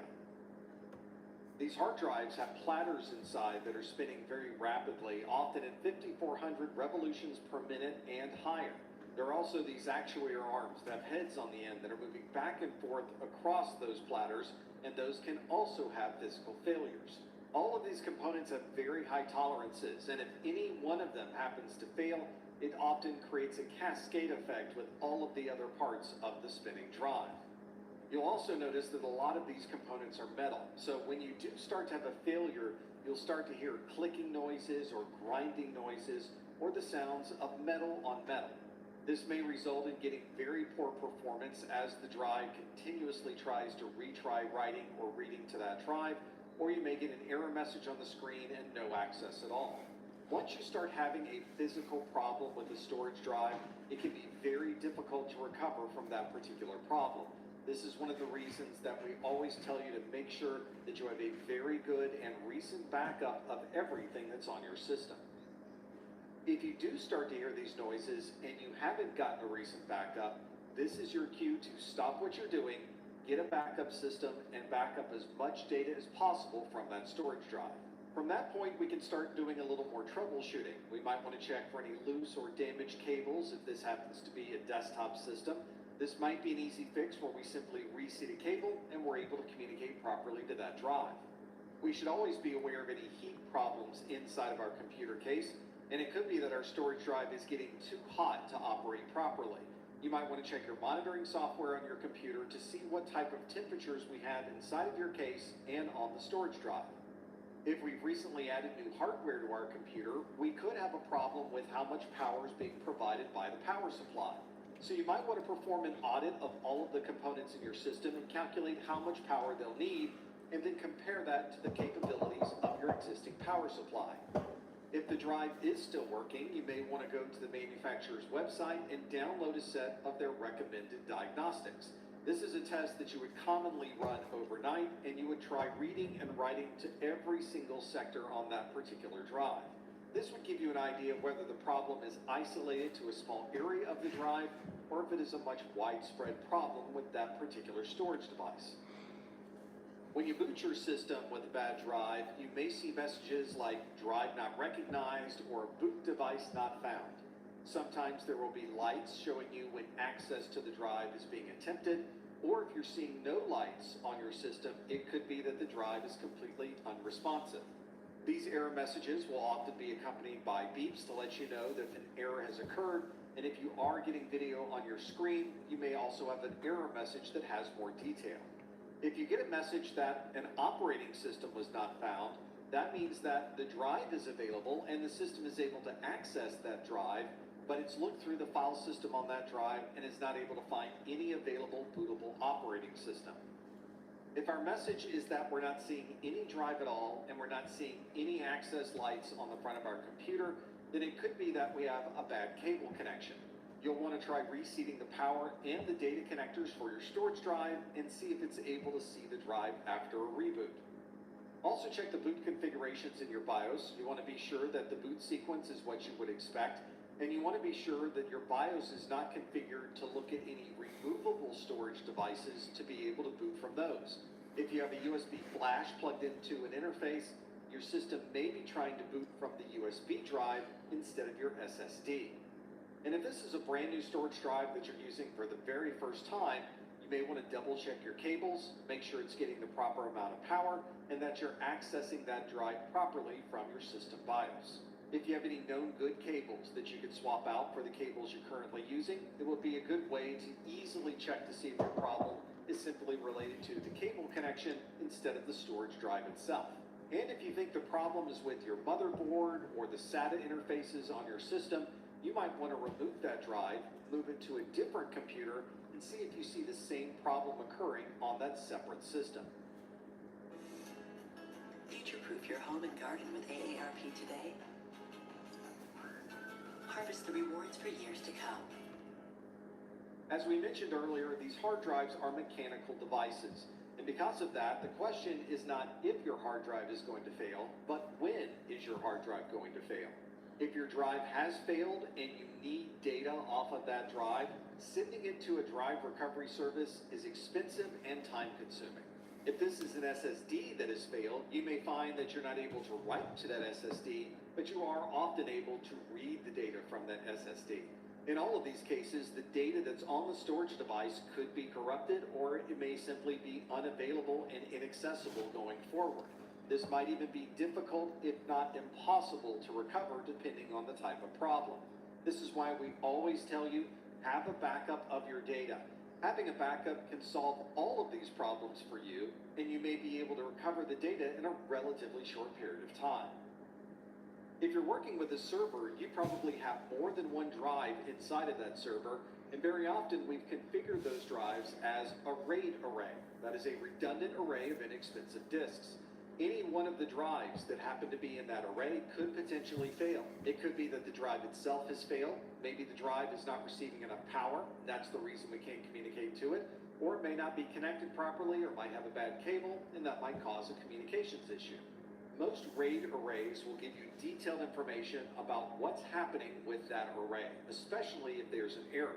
So check any error messages on the screen or any email notifications that might have been sent from your RAID controller. And very often there will be audible alarms to let you know that something about these drives is not working as expected. One of the challenges of troubleshooting these arrays is that there are often many drives to choose from. So when you're troubleshooting problems with a RAID array, make sure that you are focusing on the correct physical drive that is experiencing these issues. There's often extensive information you can gather directly from the RAID controller. It will tell you which volumes are healthy, which volumes may have a drive that has failed. This one says that one or more storage pool SSD caches are degraded. We recommend replacing the failing drives with healthy ones. Here's a RAID array with 12 physical drives, and almost all of these drives are identical to each other. So if you are replacing one of the drives in this array, you want to be sure that you really are replacing the bad drive and not accidentally replacing a good drive. When you're working with a RAID array that has failed, it's important to know what type of RAID you're using. This RAID type will help you understand how to reconstruct this array once you replace the bad drives. If you're running RAID 0 or striping, you need at least 2 drives. Since this is RAID 0, there is 0 redundancy. So if there is a single drive failure, the entire array is broken and you have lost data. The only way to recover that data is to restore from a backup once you've replaced the bad drive. RAID 1, or mirroring, also requires a minimum of 2 drives, and as long as only one drive has failed, the array will continue to work normally. Your end users probably won't even know there's a problem. You simply need to replace the bad drive, and the RAID array will rebuild itself with the information that still exists. RAID 5 is striping, with the equivalent of one drive being parity. To be able to use RAID 5, you need at least 3 physical storage drives, and all but one of those drives needs to be operational. When you lose one drive from a RAID 5 array, your array will still continue to operate. The users will still have access to their data, and when you replace that drive, you can resynchronize the array to get 100% back up and running. RAID 6 is also striping, but it includes the equivalent of 2 separate parity drives. That means that we need at least 4 drives to be able to have a RAID 6 array, and since we have the equivalent of 2 parity drives, we can lose 2 individual drives in that array and still be up and running. Just as we did with RAID 5, we can replace the bad drives, resynchronize the array, and have everything back the way it was prior to the failure. With RAID 10, or RAID 1 plus 0, we are performing a striping and a mirroring of those stripes at the same time. That means that we need at least 4 drives to be able to use RAID 10, and if we lose one of those stripe drives, we're still up and running because we are also mirroring those stripe drives. That means that we could potentially lose 1 drive from each of those mirrors and still be up and running. So RAID 10 allows us to lose everything but 1 drive from a mirrored set of stripes. Most of the drives we use these days have technology inside that keeps track of many different statistics regarding the performance of that drive. We refer to these statistics as SMART. This is the self-monitoring, analysis, and reporting technology. This often uses third-party utilities to grab these SMART statistics and provide you with a detail of how that drive may be performing. You could use a third-party tool that provides you with a breakdown of the statistics similar to what you see on the screen here. This is the raw data directly from the SMART statistics on the drive. You would need to know which one of these statistics to see, such as power on hours, power cycle count, temperature Celsius, and other metrics. You might instead want to use third-party software that analyzes all of this data and then provides you with an analysis of whether the drive is performing well or if there are problems. This third-party software may be able to provide this analysis over time, so it can perform daily checks, weekly checks, or monthly checks to give you an idea of how this drive is performing over time. And if you start to see certain statistics degrading over time, you might be able to replace this drive before it fails completely. Using these SMART statistics can give you a good idea of the warning signs and allow you to prevent the drive from having any type of catastrophic failure. Very often, a RAID array will have this functionality built in, but you can also have third-party software on your laptop or portable system that only has a single drive inside of it. You can receive messages on your screen that tell you how the performance of these drives happens to be, and many RAID arrays can send email messages or text messages so that you can get this information even if you're not in the console or looking at the console in the data center. This might be your warning to take an extra backup of the data that's in that array, and you might also want to proactively replace any drives that are showing any type of errors. When the Eagles won the Super Bowl, man, that was one of the greatest days of my life. But that day was ruined by accusations that my birds only won to sell wings. You know what they're saying out there? They're saying the quarterbacks are scrambling. Our storage drives are a significant component inside of our computer, and they have a dramatic impact on the overall performance of our system. That's because these drives are sending and receiving information from memory. There's communication across the bus to be able to communicate to that device. If it's a hard drive, there's the spinning drive access that adds additional delay. And of course, you could be reading or writing large amounts of data to the storage drive or only a little bit of data. All of these different processes combine to create additional slowdowns or delay in accessing your data. And any problem with any of these steps can create significant delay. There might also be times when we'd like to compare the performance of one storage drive versus another. So you might want to perform some performance checks to see if you could tell which drive would really be the better choice. One of the metrics that we use to provide that type of feedback is the number of input-output operations per second, or IOPS. This is a very broad view of performance, and it gives you an idea of the overall capabilities of any particular storage device. To give you an idea of just how important these values are, let's compare a hard drive with an SSD.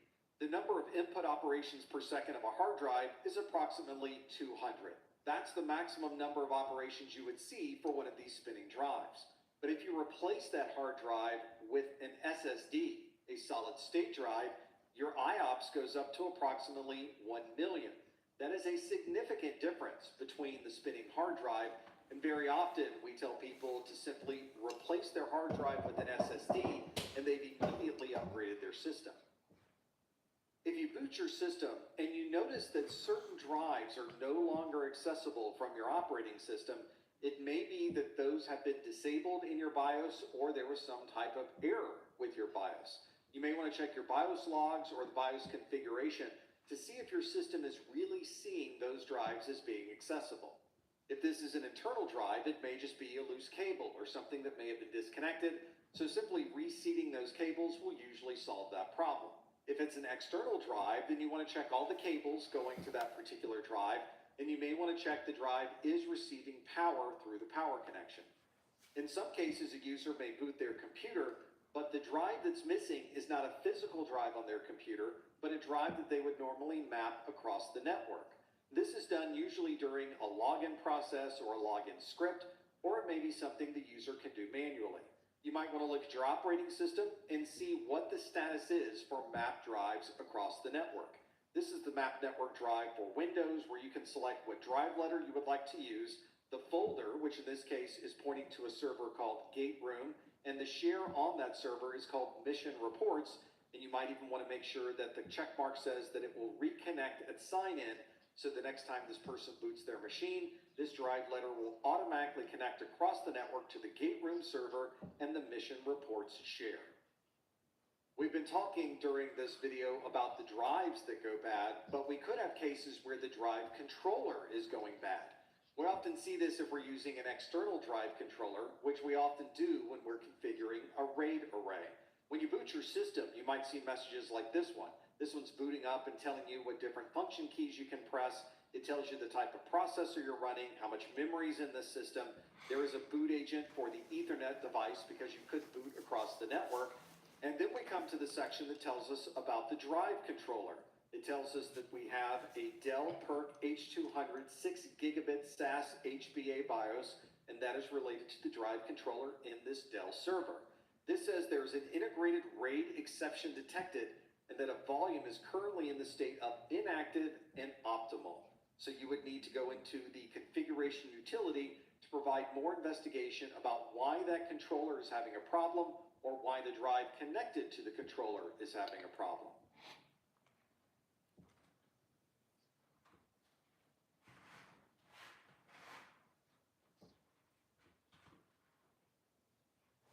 Are you guys here for the halftime show?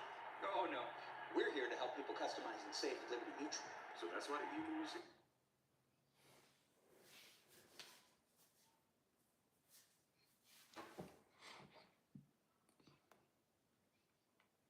If you've ever turned on your computer, but your screen is black or gives a message that says no signal, then you'll need to do a bit of troubleshooting to determine why that's occurring. One of the first things you'll probably want to try is also one of the most easiest. You'll want to find out if the monitor really is connected properly. You should check to make sure that the video cable between the computer and the monitor is connected and that the connections are pushed in completely. You'll also want to check the power for the monitor and make sure that it's getting the proper amount of power to be able to even turn on. This is a very common problem, and although it sounds almost patronizing to ask somebody if the monitor is actually plugged in, you'll find that a great deal of the time, that's exactly what the problem happens to be. If all of those cables are properly connected, we can move on to the next step, which is to check the input selection on the monitor configuration. There may be multiple input types for this particular monitor. It may support HDMI and DisplayPort, VGA, DVI, and many multiples of those connections. Many monitors will automatically determine where the signal is coming in, and they will switch themselves automatically to that input.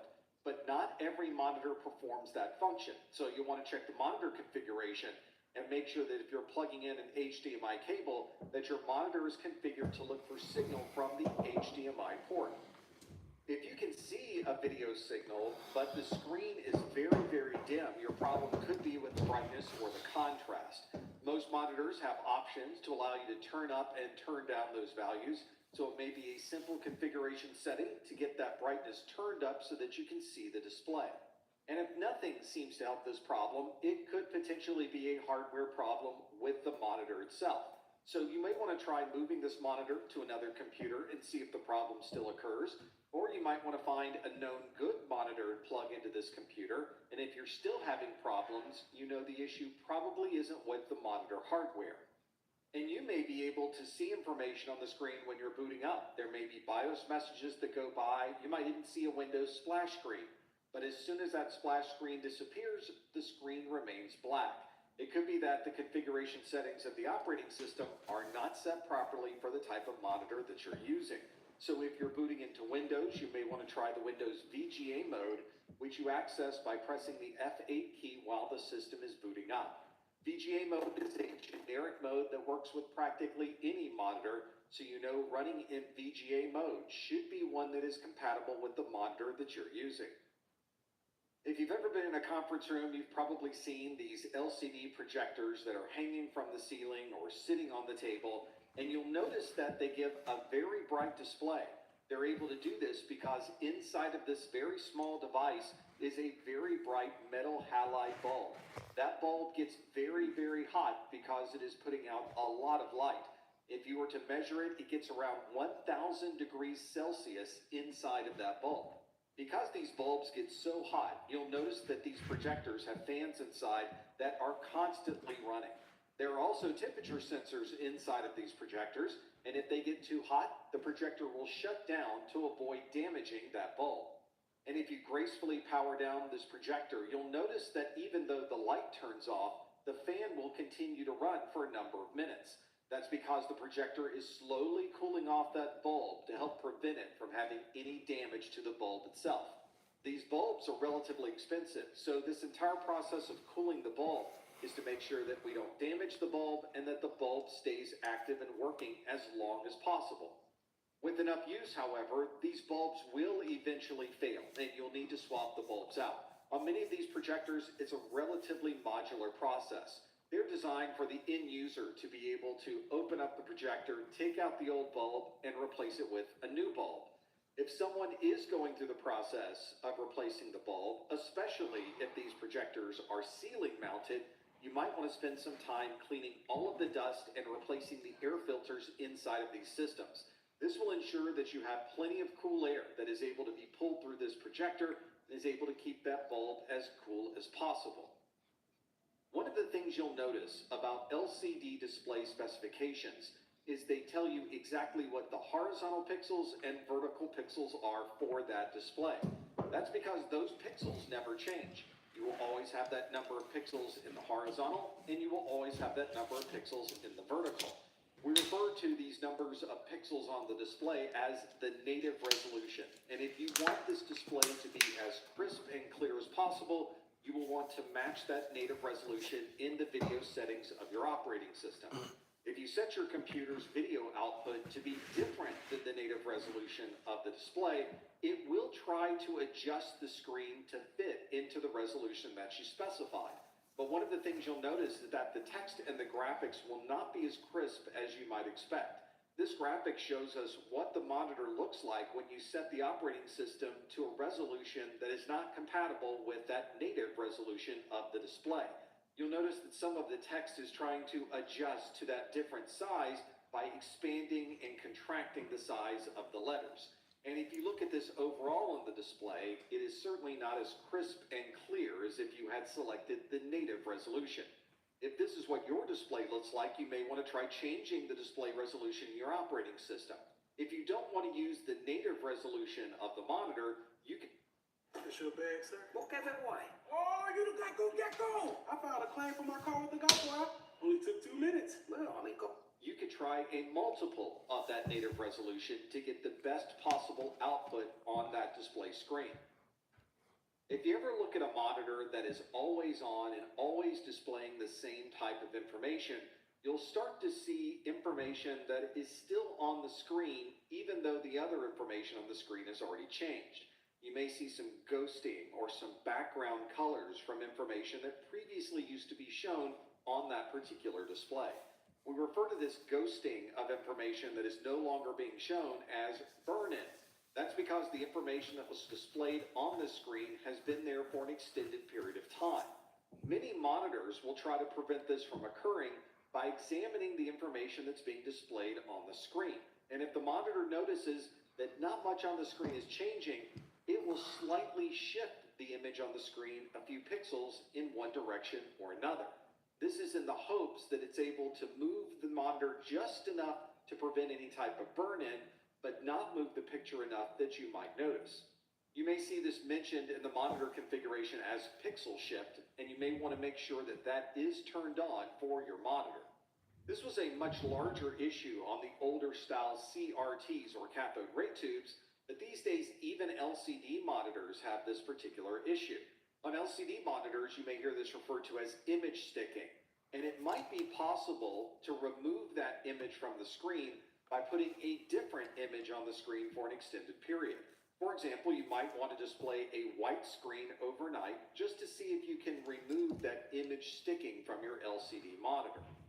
Here's another view of this burn-in or image sticking on a monitor. You'll notice right at the top, the screen used to say departures. Now it says departures all airlines. We know that it used to say departures because you can almost read the word departures that has been ghosted into the screen at the very top. And we can see similar problems with colors and other text that's on this screen because it's been displaying similar information over such an extended period of time. These LCD displays consist of millions of pixels, so it is possible that one of those pixels might go bad. When that occurs, you have a dead pixel, which means that you have a pixel on the screen that is always going to be All right, black. Kevo, This just is saw probably your a message you manufacturing posted. defect, and it's unlikely that you would be able to remove that dead pixel Learn to teach, by replacing James. a cable or changing a display setting. Before you call the manufacturer to swap out this monitor, though, you might want to Gotta blame somebody, right? It is a dead pixel. You gotta, So I'll make take sure it. that the screen is clean, He said, I so got you're my not just seeing butt a handed little to bit of me. dirt that may have attached itself to the outside of the screen. This is something Chat that me your score. not possible to undo. Oh, I'll just say it. It was $5.89. It's failed. Oh my God, You're you're problems of a dead pixel. It was just- to replace the entire I don't understand the PBQs. I struggle with those things for sure. But they word things so weirdly. I felt very confident, and then I saw the score, and I was like, "Oh, I'm missing something here." Even Charles chimes in from bedside. Oof, this test. Charles, you got this, dude. Trust your gut. I backtracked every gut check I had, so that might have messed me up too. In that particular case of a PBQs, if you're there like, are a number of troubleshooting. I don't understand the mechanics of them sometimes. Yeah. Like, it's not that I don't understand the question, it's I don't understand how to make the little PBQ work. And I mean, there's nothing I can do about that. I need like a practice one where I have like the actual machine so I can learn how it works. Yeah, and unfortunately, CompTIA, they'll leak a couple of PBQs just so you know the mechanics of them, but not the ones that they won't reveal the ones that are the life changers. No, they're quite rude, I must say. Yeah. Yeah. So you got to learn the tips and tricks and talk to people, and that's why we come back here and talk. And hey, I've said before, don't take that test personally. Don't take it personally. I will call myself the king of wing. I will wing it next time too, and it's gonna work out. It's gonna work out. It always does. This is like, he's like, if you read his comments, he's like, that test smacked me around. That's what he said. We're in the same boat, my friend. I lost my butt, so it put his hands on me a little bit. It did, right? He said the test put the hands on him. I'm about to drop a civil lawsuit, you know what I'm saying? Oh man, I'm glad we can laugh about it, but yeah, don't take it serious. I'm not even bothering about it. This is a way to point your learning in the right direction. This is how bad it was. In one of the PBQs, I typed in help, so it gave me one of the commands. I typed in one of the commands that it gave me, and it didn't want to register the command. Mine too, dude. I don't know why. I wouldn't read it, and I just typed in help me. Apparently that's not a command. He said, was it Spanish? No, was it Spanish tree? Okay, I thought you would say it was Spanish tree. Was it Spanish? Was it in Spanish? And that's been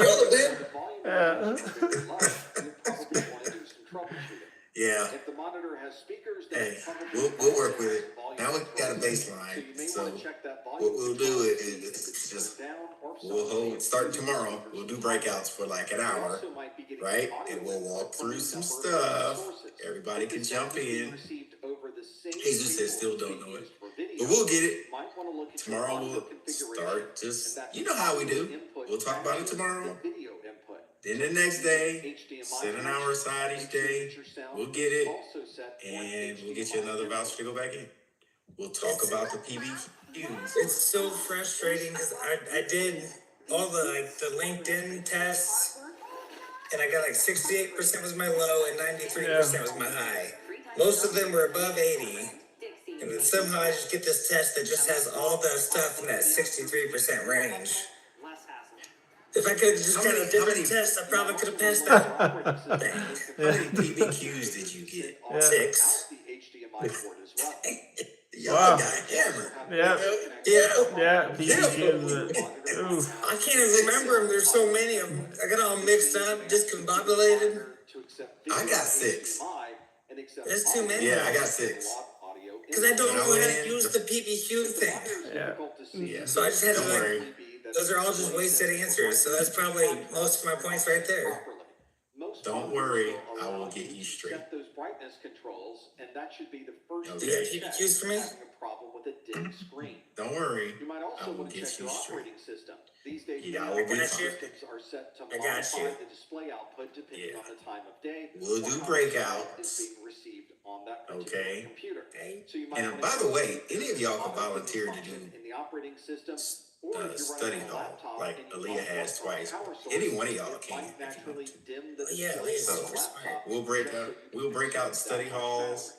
We'll And go the over it. driver settings inside Aaliyah, Mike, did you take yours? laptop computer may have settings for brightness as well. Mike, take yours. You take yours later, right? Or you Changes took it? to these Yeah. settings Okay. and the display is still very dim.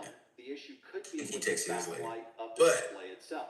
This might be very obvious if part of the screen We'll get it is very together. bright and other parts of the screen are very Charles dark. says I'll be in a breakout room. Don't worry, man. We got you. Of the backlight. You just worry about getting better. Might be How about able that? to Just worry about order that for to today. replace Just worry about internet that. monitor that would enable the backlight again. Or Get some you rest. have to replace the entire monitor. Jesus says I miss Core 1. You've probably sat down at a computer and noticed that the display. Those were the good old days. Things were simple back then. Flashing or flickering. There might be bars that are extending across the screen.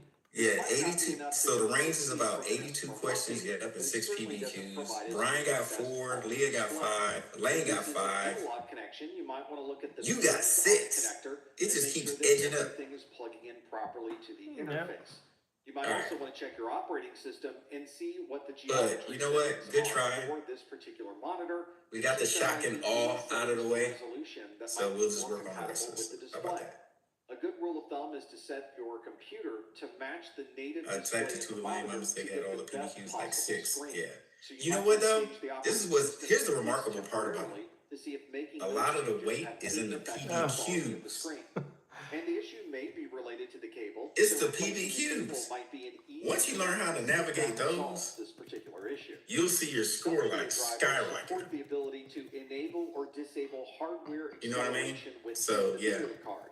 This hardware acceleration Yep, is and designed the to late, give us the it fastest says possible it. The update to the 101 screen, labs do which help. You have to increases walk through that overall quality of the display 101 output. Network This Plus hardware labs book. acceleration can also cause problems in certain configurations. Yep. So disabling So if I can urge you to do anything, not to say y'all haven't been doing anything, because y'all been studying y'all butts off.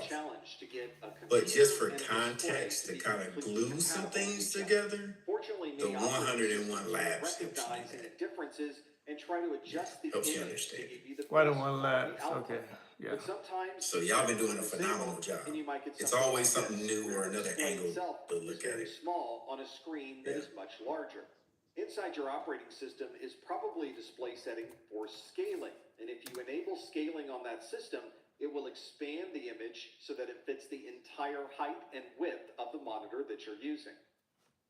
Another sizing issue you might run into is when you have a very high resolution monitor and you're running your operating system at the native resolution of that monitor. Honestly, though, after seeing those PBQs going back to Core 1 and Core 2, Very difficult to read.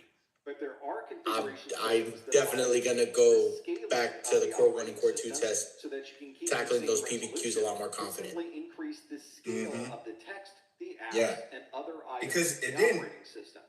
This means you can Like all start of this is with not a for anything. scaling Like of this knowledge, 100%, you carry back where you to have a those 4K other ones because you've display, seen a lot but very since then, small right? icons on the And screen. you've heard it like If you what, increase 2-3 this to times over. 200%, then you may be So it's able gonna to help work you. the user interface components much Yep. easier. And increasing to 300% allows you to really read what's on the screen and makes all of these user interface components of the operating system work at a level that is comfortable to the end user.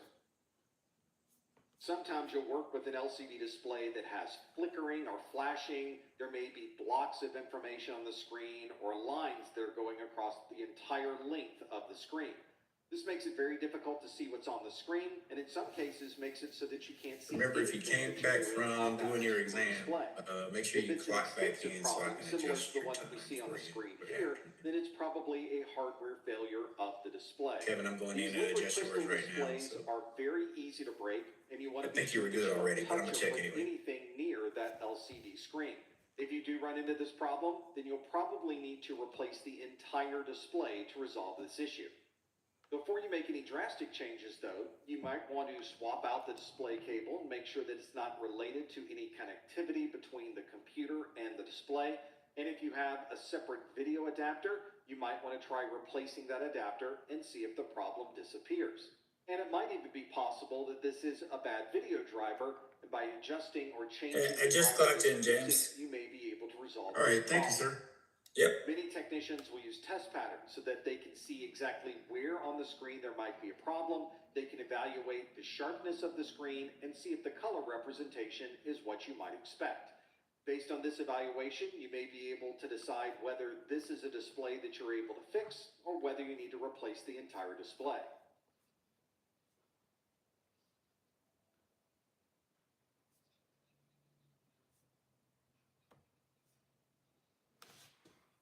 Confused about which IT certification to get? Let me map your path to career and salary growth. The CompTIA trifecta is your foundation for IT career success. First,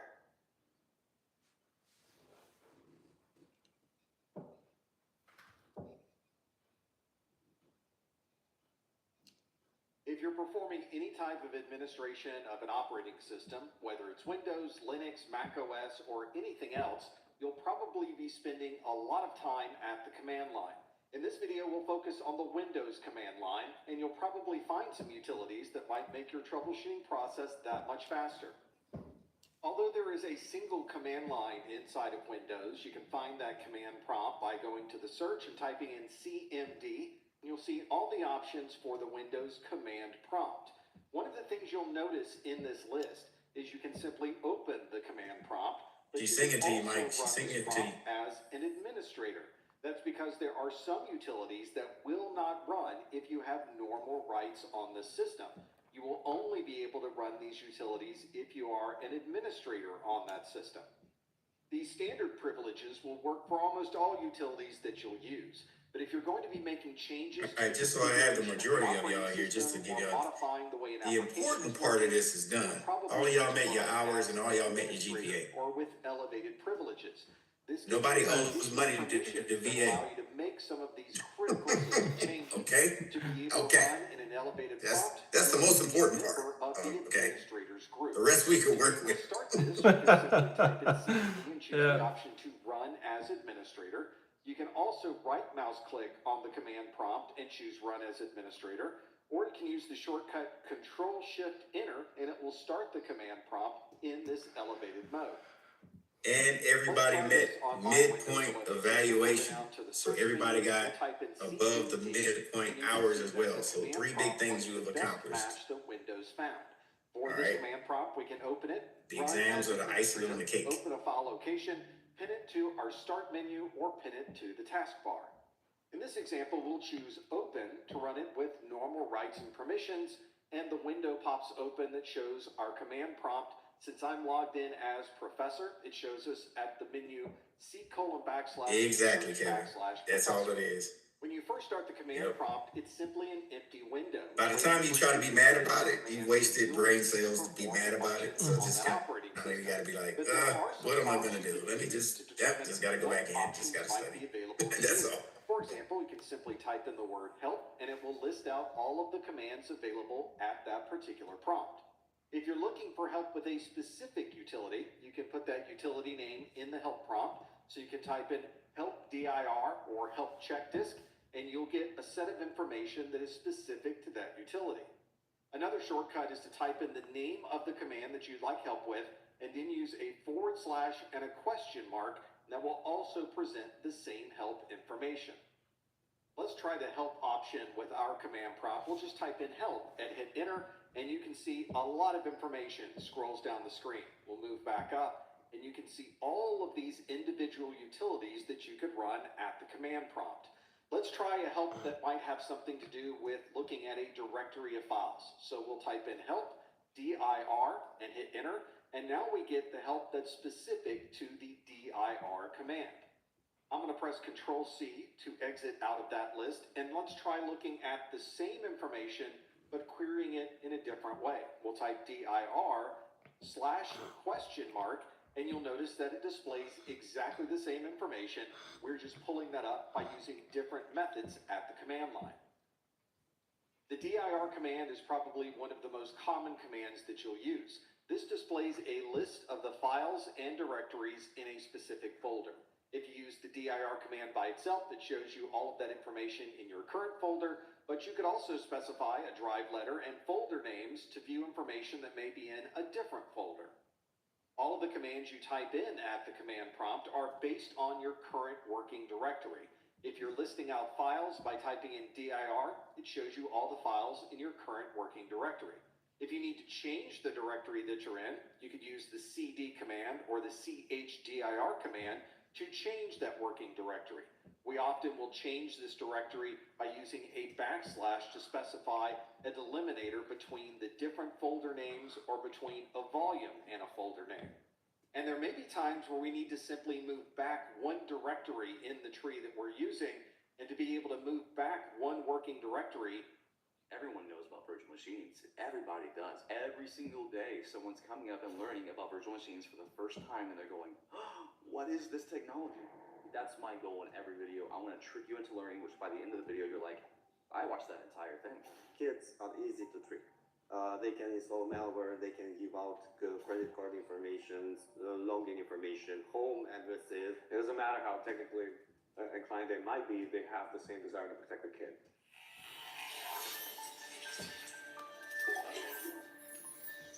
All right, welcome back to our new episode of Cybercrime from the Frontline. Today is a special episode. I'm very happy to have with me your usual suspects, Bob and Kathleen. Thanks, guys, for coming back. I'll let you guys introduce yourselves, but of course, we have a special guest on this one. We have Network Chuck.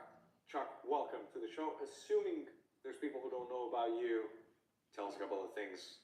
So, thank you for having me. I just make YouTube videos. I have fun online. I like to mess around with every bit of technology I can and make fun videos about it.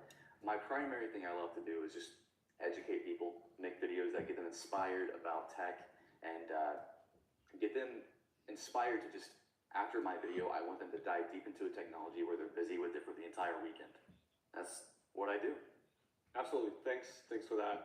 And yes, welcome to our show that also goes on YouTube. So we'll see you there. We have Kathleen and Bob with us because you all share common interests and experience, and I believe we're all going to have a great convo based on that. So you guys, as always, please tell me a couple of words about you, so those who just turned their YouTube channel on just know who you are. Okay, hi, I'm Bob. I'm on the research and Bitdefender. I wear a couple of hats here, but I specialize in helping people recover from ransomware attacks, and I also handle the vulnerability research program at Bitdefender. Hi, I'm Kathleen. I'm the Chief Security Strategist for Bitdefender, and I'm your common dinosaur when it comes to education on cybersecurity. I've been here for the past 21 years, so keep them counting. So one of the reasons why we're doing cybercrime from the frontline is the fact that people like Bob and Kathleen have such extensive experience doing what they do in cybersecurity, and a lot of the stories go unshared. So a lot of the takeaways, a lot of the knowledge is always there, but we've never put it in a format that's easy to digest. So this is why we're here. So I know that you do that for a living, and that's fantastic. But I'm hoping you're gonna maybe help me extract some of this stuff out of these guys as well. So kind of to kick it off, I know some of your videos have done fantastic. Don't worry, I got y'all. We're gonna do some breakouts and go over some things. Fascinating. Y'all be ready to retest. Great. We'll start fresh tomorrow.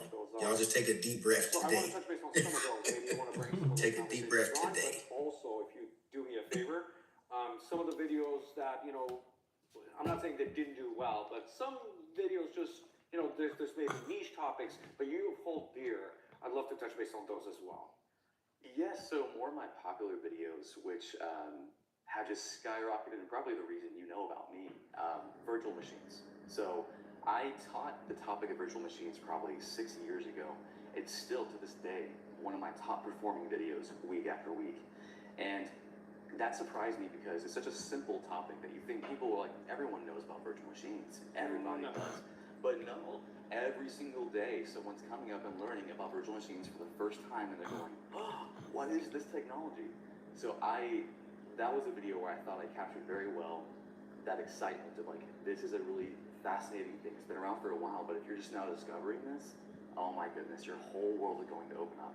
So videos like virtual machines, teaching how to use Docker networking, those fundamental concepts, people just, it's so fun to introduce them to the container world, the virtual machine world. So those videos have done great. Normally when I ride any kind of wave, so AI is a big wave right now. So if you strategically make a good AI video, oh, it's going to do fantastic. I just posted one today on how to use N8N, and that's doing very well, which we are actually very happy about. However, bad videos, AI videos are hit or miss. All right, so I just uploaded the first week's lessons for Spec Plus. The class opens tonight. Let's see. I did a cloning your own voice video, which I think everybody's measure up keys work for Spec Plus, right? We have a few more AI videos. Y'all good for that? I think Jump in, measure up, and make sure. The AI at this point. Okay. They're getting so that's AI good there. Martin's taking his exam, so we won't know what's going on with him until tomorrow. But I think people are like, by the time he gets done, we're out of here. We want to just hear about cybersecurity and networking. But we'll see in the morning. And Charles takes his in a second. Steer myself away from, which I'm passionate about. I think it's very neat. And even saying this now, I'm like, and waiting for Elaine's results tomorrow.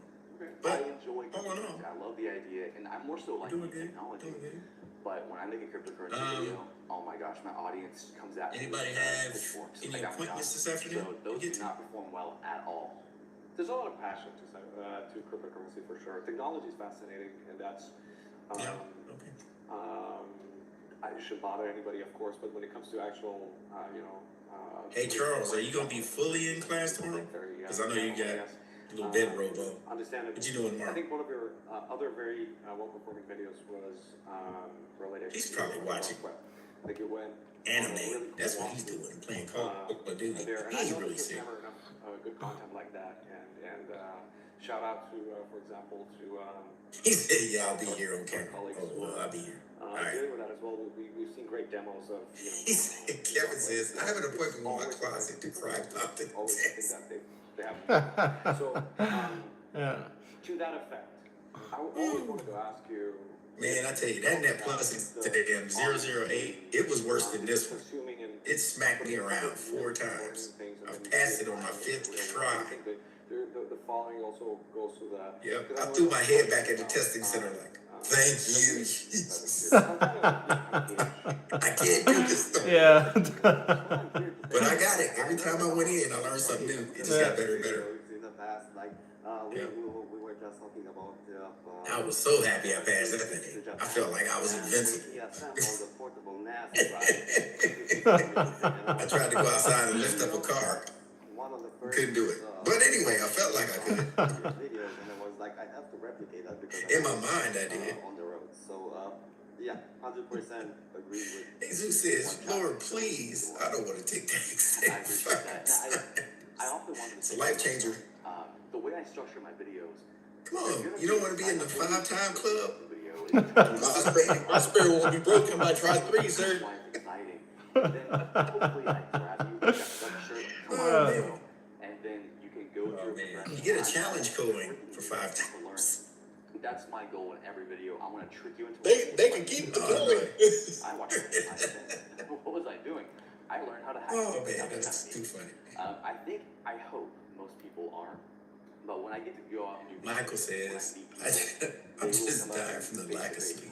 Hey, Shaka, I watched this video, or I watched this video, and I learned. Make sure you get some rest. And now I'm inside. If you can, I know you're trying to fit it in. I have a career, so that does happen. But I'm sure there's passive listeners who just kind of turn the videos on, don't really know what's going on. But I try to structure my videos to where you would feel uncomfortable if you didn't step in and try to do what I'm talking about, because you feel like you're being left out. And that's my whole goal there. And when you're doing research, for example, and I don't want to go that route too much. I'm just curious. Of All course, right, everybody, let's take our last 10 minutes. We didn't take it last hour, so. You know, yeah. chaps like, you know, Kathleen and Bob, or like him, you have like a whole plethora of people that you connect to the research, or how does it work when you research the topics? I don't really have many people to help me with research. It's a very niche thing to try and make a YouTube video that, well, doing YouTube in general is kind of a niche thing. But to have a team that understands YouTube and do research for technical topics is a very rare thing too. So normally my research is just me. It's me for 2 or 3 days scouring the internet, now with a bit of help from ChatGPT or Claude or whatever you can think of. Yeah, but most of the time it's just me. I'm a very, I like to grab a lot of topics and just study it very deeply, or even a few times. I'll grab YouTube videos and watch them over and over. But it's Jermaine from Suriname. Good to see you. When you see me talk about any given topic, I just learned that an hour ago, which also makes it better because it's fresh in my mind, and I know what it feels like to learn it for the first time because I just did it, and so I can bring that into the video. So yeah, most of the time I'm just now learning it. It's fresh. And hopefully I can bring that energy to the video.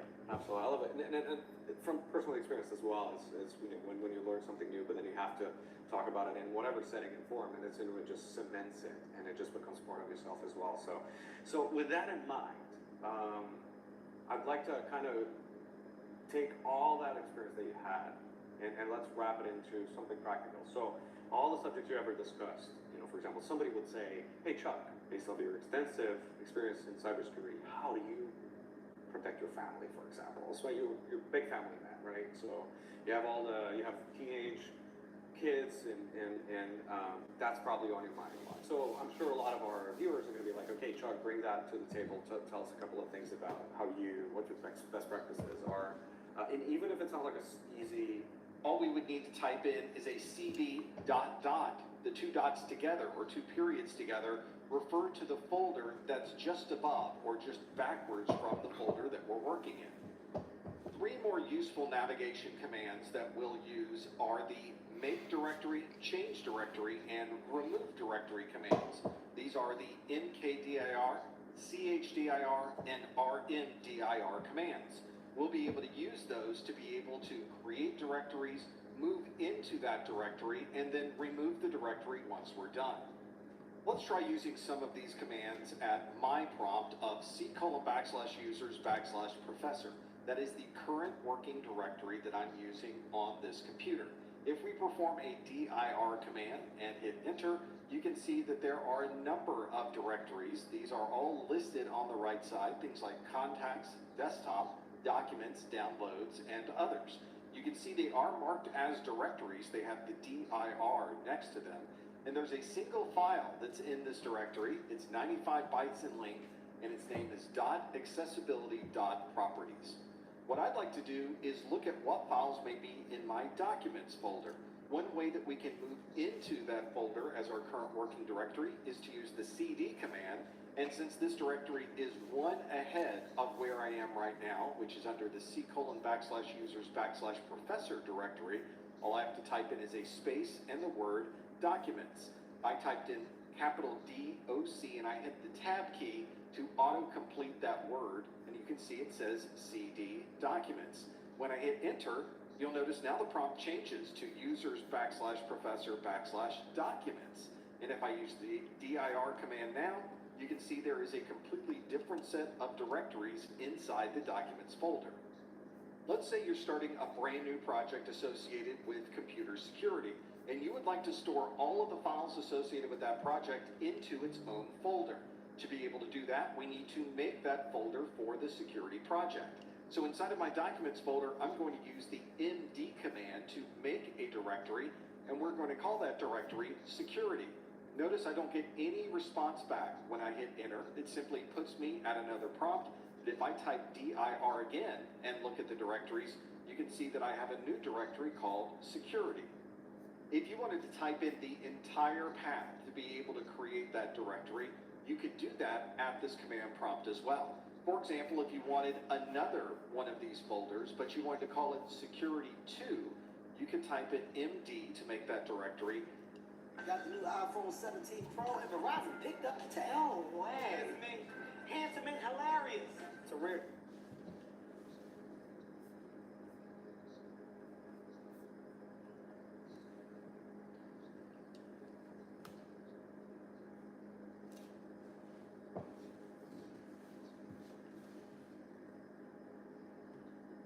Whether you're investing in And then specify the entire path. For example, this would be users, professor, documents, and then we would call this Security 2. Notice again, we don't get any type of response to that command. We're simply put back at the command prompt. But if we use the dir command, you can see that there is a new folder called Security 2. Just as we can make a directory, we can also remove a directory. And as we use MD to make a directory, we would use RD to remove a directory. Let's say we would like to remove that brand new directory we created called Security 2. We will type in RD space Security 2. And if we type dir, you can see the Security 2 folder is no longer on our drive. At the beginning of that long set of folder names was a drive letter. We saw a C colon right next to our users professor folder, for example. Each one of the partitions on our computer is assigned a drive letter so that we can access it from our Windows Explorer and from the command line. The primary drive of your Windows system is usually assigned the drive letter of C. If you look at your Windows Explorer or you look at the command line, you'll see that we put that with the C reference and then the colon to specify that we are referring to the name of a drive. To then specify the entire path, we would use the drive letter and all of the folder names up to our current working directory. For example, we would use C colon /users /professor to specify that is the C colon drive. We are working in the users folder, and inside of the users folder is the professor folder. You can see this visually if you look at the file explorer inside of Windows. It's this folder that we have right down at the bottom. And you can see that I have a number of options for quick access at the top. We also have one for this PC and a list of a number of folders. And right in the middle is a folder called disk. And if I highlight that and expand it, you can see all of the different folders that are contained on my C colon drive. And you'll notice there is a users folder on that drive. If I expand that folder, you'll see there is professors and public inside of that folder. If I expand the professors folder, then you will see that there are a number of files, including my documents folder, my downloads folder, and others. Let's expand out the documents folder, and inside you'll see our backup folder, our Drive 102 folder, and our security folder. If we look at the command prompt, that is exactly the same folder names that we have under C colon /users /professor /documents. In a previous video, we talked about file systems that could be used to create the storage areas on a particular partition. For example, inside of Windows, it's very common to see the NTFS file system. There may be times when that file system becomes corrupted. There might be inconsistencies in what we have in the file system index compared to the actual files that are stored on that drive. This occasionally will occur because of an interruption in power, the system turns off, or there could be a problem with the drive itself. To be able to check our file system and make sure that it matches the files on the drive, we need to run the utility checkdisk. Checkdisk will search through our logical file system. It'll look through the index and compare that index to the files on our system and make sure that everything matches up properly from the file system perspective. To be able to run checkdisk, you simply use the chkdsk utility, and if you want checkdisk to be able to fix any problems, you use the /f option along with that command. Because checkdisk could make changes to the underlying file system, it requires administrative access to be able to do this. So when you run the checkdisk command, make sure you're running it at an administrator prompt inside of Windows. If you're not only concerned about the index of your file system, but also the ability of that drive to properly store data, you may want to perform a sector-by-sector diagnostic of the entire drive. One way to do that in checkdisk is to use the chkdsk command again But instead of the /F, we're going to use /R. This command usually takes much longer than the /F because it will go sector by sector through the entire drive, making sure that every sector is able to be read or to be written to. This is going to also recover anything that might be readable on your drive that doesn't currently exist in your file system. The /R option is also going to perform the same checks that we performed with the /F option. So if you're running a /R, it's effectively performing a /F and also looking at every sector on the drive. One common thing you may find when running a check disk on your local drive is that the volume will be locked. It will only be able to perform this check disk function when the system is starting up. This is exactly what happened when I tried to run the check disk command with the /F. It said the type of the file system is NTFS. There are new barbecue flavors in the soup aisle. Packed full of hearty ingredients, dinner is ready to go. Oh, should have bought Dixie. These weak store brand plates are risky business. Next time, get Dixie Ultra Plates. 3 times stronger than the leading store brand. Dixie, make it right.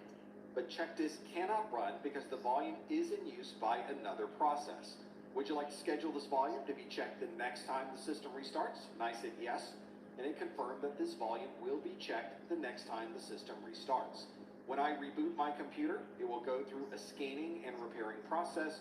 You'll see the percentages slowly increment as it's performing its test, and once it's done with the test, it will continue through with the rest of the boot process. When you perform the installation of an operating system, one of the first things it asks for is what drive do you want to install this operating system on? And once you select the drive, it asks what file system you would like to use on that drive. Then it performs a format of the drive, which initializes the entire file system and makes it ready to begin writing files to that storage device. If you want to perform that initialization process yourself, you would use the format command. This will format that particular partition with a file system that you specify. If you don't specify any file system, for those that have passed the Net Plus and the A Plus, you have earned yourself today a stackable certification. So you actually have 3. The drive letter assigned to it of K. You have this CIOS. So A Plus combined with the Net Plus, you get a free cert that says you can be you can work at a network operating center. You are a network operations technician. So that's your 3rd cert that CompTIA does not charge you for. They give it to you. Yep. So it's called a stackable. Very sure you're choosing the right drive whenever you use this format command. And if you aren't quite sure that you're choosing the right drive, it will show up tomorrow in your CompTIA dashboard for certifications. We talked about formatting a partition, but what about the process of creating the partition? With that cert, you can put it on your resume too, along with your A+, especially if you're looking for network technician, network engineer, network operating center positions. You can put that cert in there. Utility, and it simply starts up and puts you at a command prompt that says disk part. From here, you can list the volumes that are on your system. You can format a partition and run other commands to perform diagnostics. Oh my gosh! You see what Charles put in the chat? Let's run disk part. He's trying to put that search right in a normal command prompt. I'm going to run disk part anyway, and since we're running as a just don't cause a blip. User Control asks us if we'd like to allow this app to make changes to the device. It specifies that this is snap his fingers like Thanos, and we all disappear. Yes, we want to run disk part. Notice that the disk part utility now starts in a separate command prompt that is set up already as an administrator command prompt. Inside of here, we can run things like the help command, and it will show us all the options available when running the disk part utility. For example, there is a command to list different items. We can perform the list command and hit enter. We can list disk, list partition, list volume, or list a virtual disk. In this case, we'll choose the list command. Let's look at the volumes available, and it will show us all the individual volumes configured on this system. We have a volume 0, which is assigned a drive letter of D that is specified as a CD-ROM or optical drive in the system. We also have volume 1, it's given the letter C, it's an NTFS partition, and it's 255 gigabytes in size. It's also a healthy partition, and this is the partition we use when we're booting our system. There's also a hidden partition, this is volume 2, that is probably our recovery partition, and then we have a separate system partition. This is a relatively small partition that's probably used by our BIOS. Climbing the IT career ladder can be brutal. Greg here spent hundreds on a certification exam and failed. Now he's stuck on the bottom rung. And Mike here took Dion Training's practice exams with the Take 2 option. He passed Security Plus on his first try. And look how high up he is now on the career ladder. Dion Training's dynamic practice exams generate unique questions every time you take it, so you're prepared for everything. The practice exam draws from thousands of questions, creating a unique exam every time. This ensures you're learning the material and not memorizing, which is necessary to pass the real CompTIA exam. Join over 2 million IT professionals who trusted Dion. We can use the additional tools inside of DiskPart to be able to gain more information about what's inside of those partitions, or to format a partition and clear everything out to start new. There may be times when you need to take a file that you've created and create a separate copy of that file. Not surprisingly, the command to do that is the copy command.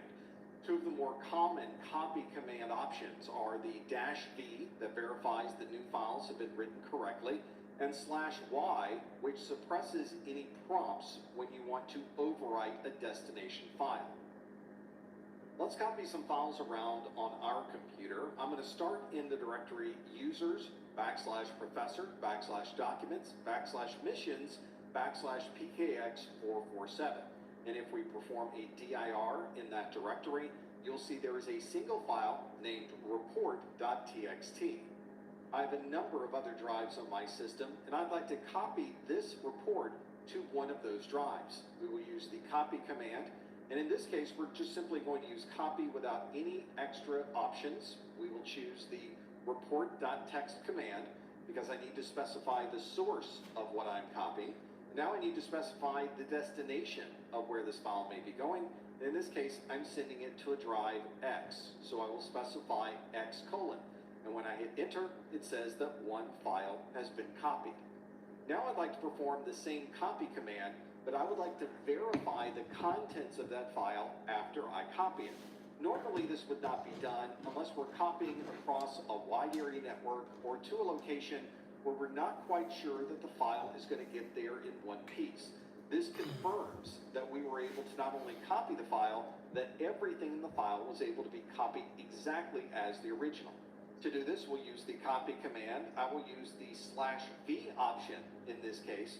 And again, we'll choose the report.txt as our source and the X:, as our destination.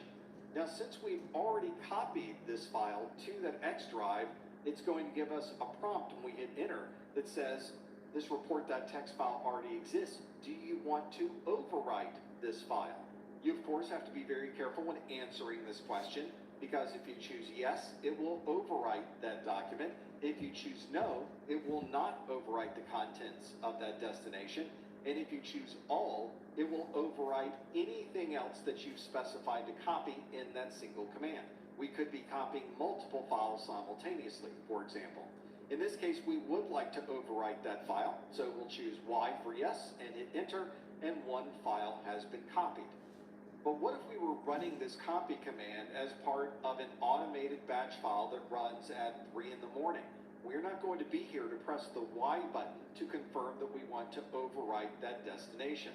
So to be able to bypass that prompt, we will use the copy command with the /v, but we'll also specify /y, and then we'll use the same parameters. Our source is still the report.txt file, and the destination is still the X drive. This time, when I hit enter, notice that we don't get a prompt asking us if we'd like to overwrite the file. Since we specified /y, it knows that we automatically want to choose yes, and it copies the file and tells us that one file has been copied. If you're running a relatively new version of Windows, you may decide not to use the copy command, but instead use the robocopy command. Robocopy stands for robust copy, and there are many more options available in the robust copy command than are available with a simple copy. To give an idea of just how many options might be available in RoboCopy, we're going to simply type in RoboCopy and hit enter.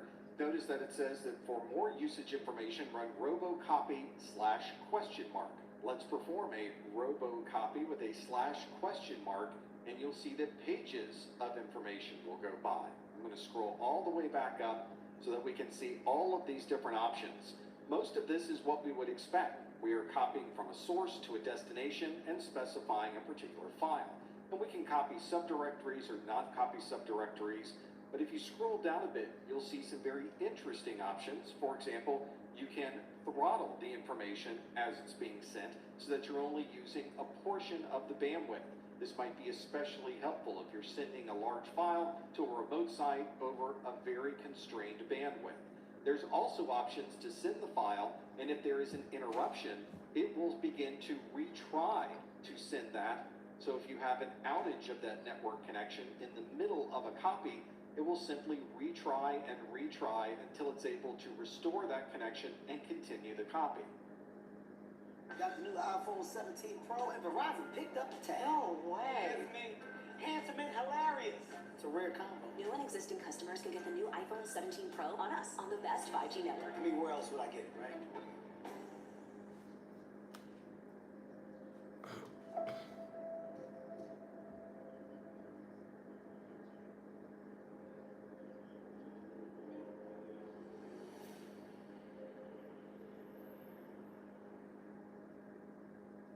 When you start performing a lot of diagnostics and troubleshooting and dealing with multiple tickets simultaneously, you might have a number of different command prompts on your screen, each one that's connected to a completely different system. And if you're ready to make a change to one of those systems, how can you confirm that you're really in the right window? You don't want to shut down a computer thinking it's one machine, and instead it's a completely different production server. One way to tell what the name of that device is by using the host name command. This provides us with the Windows device name of that computer. That way, when you type in anything else in that window, you know you're typing it in on the right device. So here's our computer. We have a number of windows on our screen, but there's a problem that we're trying to solve back on this computer, and I need to restart that system. But before I send the command to reboot that computer, I need to make sure that I'm using the correct host name. So we're going to type in host name and hit enter, and it comes back with the name Daedalus, and that is the name of the host that I would like to restart. So now when I perform any other functions inside of that window, I really do know that I am performing them on the Daedalus machine. When you're troubleshooting a Windows computer, you might be using Windows 10, you might be using Windows 11, and there may be different versions of Windows within either Windows 10 or Windows 11.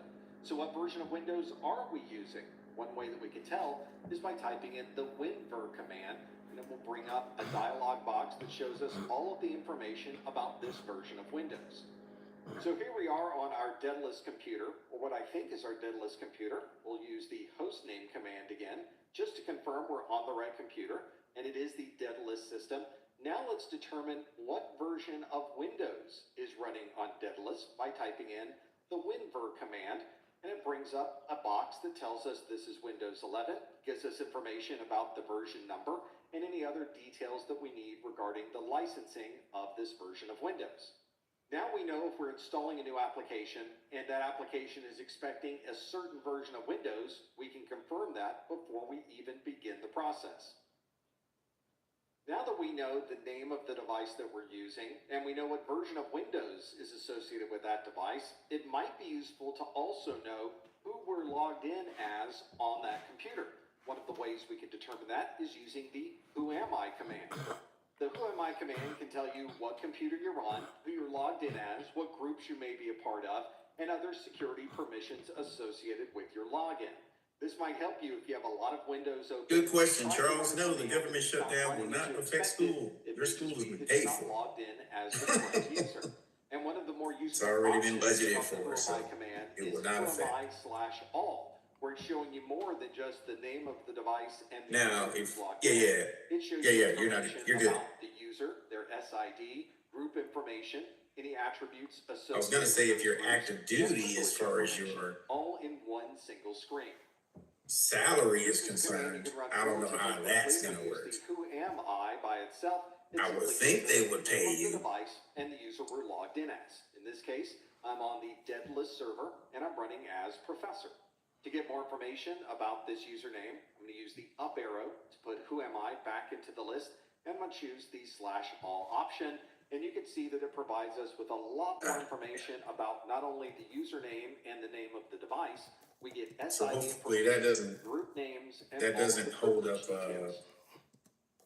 if you're any working in an payment for like organization of active any duty. size, then you're probably going to have all of your I know systems there was the government shutdown when I was serving one time, and was it use of Active Directory. This is a way to have 2000? It was early in the 2000s. They were saying we still had to come to work and we wasn't gonna get a paycheck.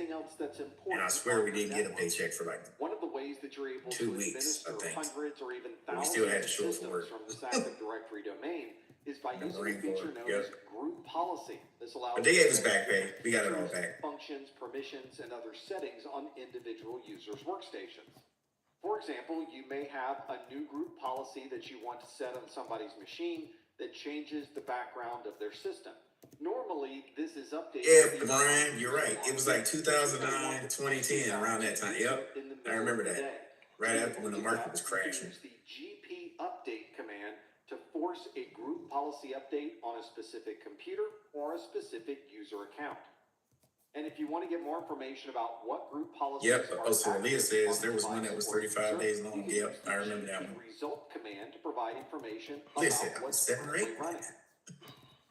Here's a Windows computer that is part of an Active Directory domain. I wish I was 7 or 8 at that time. I ain't had no responsibilities. Golly. To see what policies were currently active as part Government of the workers Active shouldn't be Directory affected. policies, Otherwise, we could run the back pay. GP Yeah, they result give you back pay. with a /R. Like The /R you is get your a payback. shortcut It's for just the set of Yeah. policies, Yeah. RSOP, and that's a As Windows you said, term I should that is have simply bought describing what policies I was are slacking currently at running 16. on the system. When we hit enter, it will query the system, and if we Hey, you scroll know what? back The up, first this recession, shows I us lost a the house in that RSOP recession. data that is That's how bad it was. SGC domain. Its Yeah. user R. McKay Life. logged into that domain. That's when a bunch of people started buying a property here in California after that bubble. Windows that's running. We can look at Yeah, information that about like the local profile in Georgia, specific to when I had my home then, I was in my house for and it like gives us 3, information about the going on user 4 settings, years. so we can see everything about the way And, this user is configured. It was in something with my Active Directory, loan, and we know exactly the last Countrywide. time group They have since policies been was shut applied down. to this device. They did If we scroll those down a little bit, creative we can see that the applied loans. group policy objects Well, are my the house local was one of group those policies, creative so we loan have to push down packages. any group policy Yeah, that the tranches. and the user is part of the following security. If you, I don't know. Have you seen The Big Short? If this user has had a certain policy applied to this machine, So or this The Big user- Short is a movie with Steve Carell and Ryan Gosling and the dude who plays Batman, Christian Bale.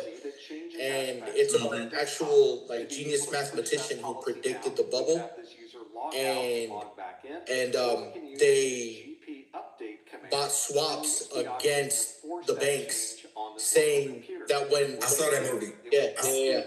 Yeah, and it broke that down. That they got a bunch of AA tranches and put them in a packet to pass it over as like a bigger loan or an approved loan. So the government had to overseas, right? Yeah, the government had to buy it all out from having the economy collapse. Yeah, I vaguely remember the movie. I do remember watching it. And Charles is right. Balloon, my house had a big balloon. It was a balloon, and I found out I had a balloon payment on the house or something.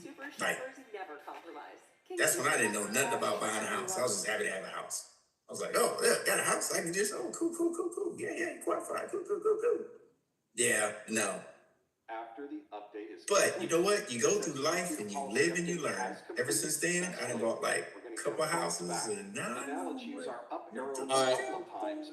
My first car I bought at 24.99% interest. Group policy object has been applied to desktop background. Yep. I had a car that changing anything. that's when I was young and dumb. Bought a car that was like 18% interest. using Windows, there may be Yep, I was just happy to have a car. Yeah. Navy Federal Credit Union gave me a loan. I was like, oh, this is Luckily, Uncle Sam and George Bush Senior with their policy was like, nope, sorry, he's going to be in service now, so that interest rate needs to drop at least under 6%. Yep. We had senior leadership take an airman who would go get a car. That's good, Mike. 3.7. Yeah. My house now, I have a 3.2. I got a 3.2 on it, so yeah. But I know that senior leadership let a new airman roll up in a Mustang or something or a Corvette, and they be like, "How much it?" They be like, "Nope." They jump right in the car and take it back to the dealer, and the dealer had to take it back. Those are good leaders right there. Yep, they were like, "Nope." He's nope. They would not leave that dealership until they took it back.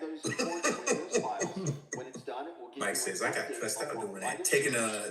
Taking your Windows resource protection found corrupt files successfully I was a staff in Seattle, and I had a Lance Corporal Corporal, I can't remember, who was just an idiot, and he's just all around just an idiot.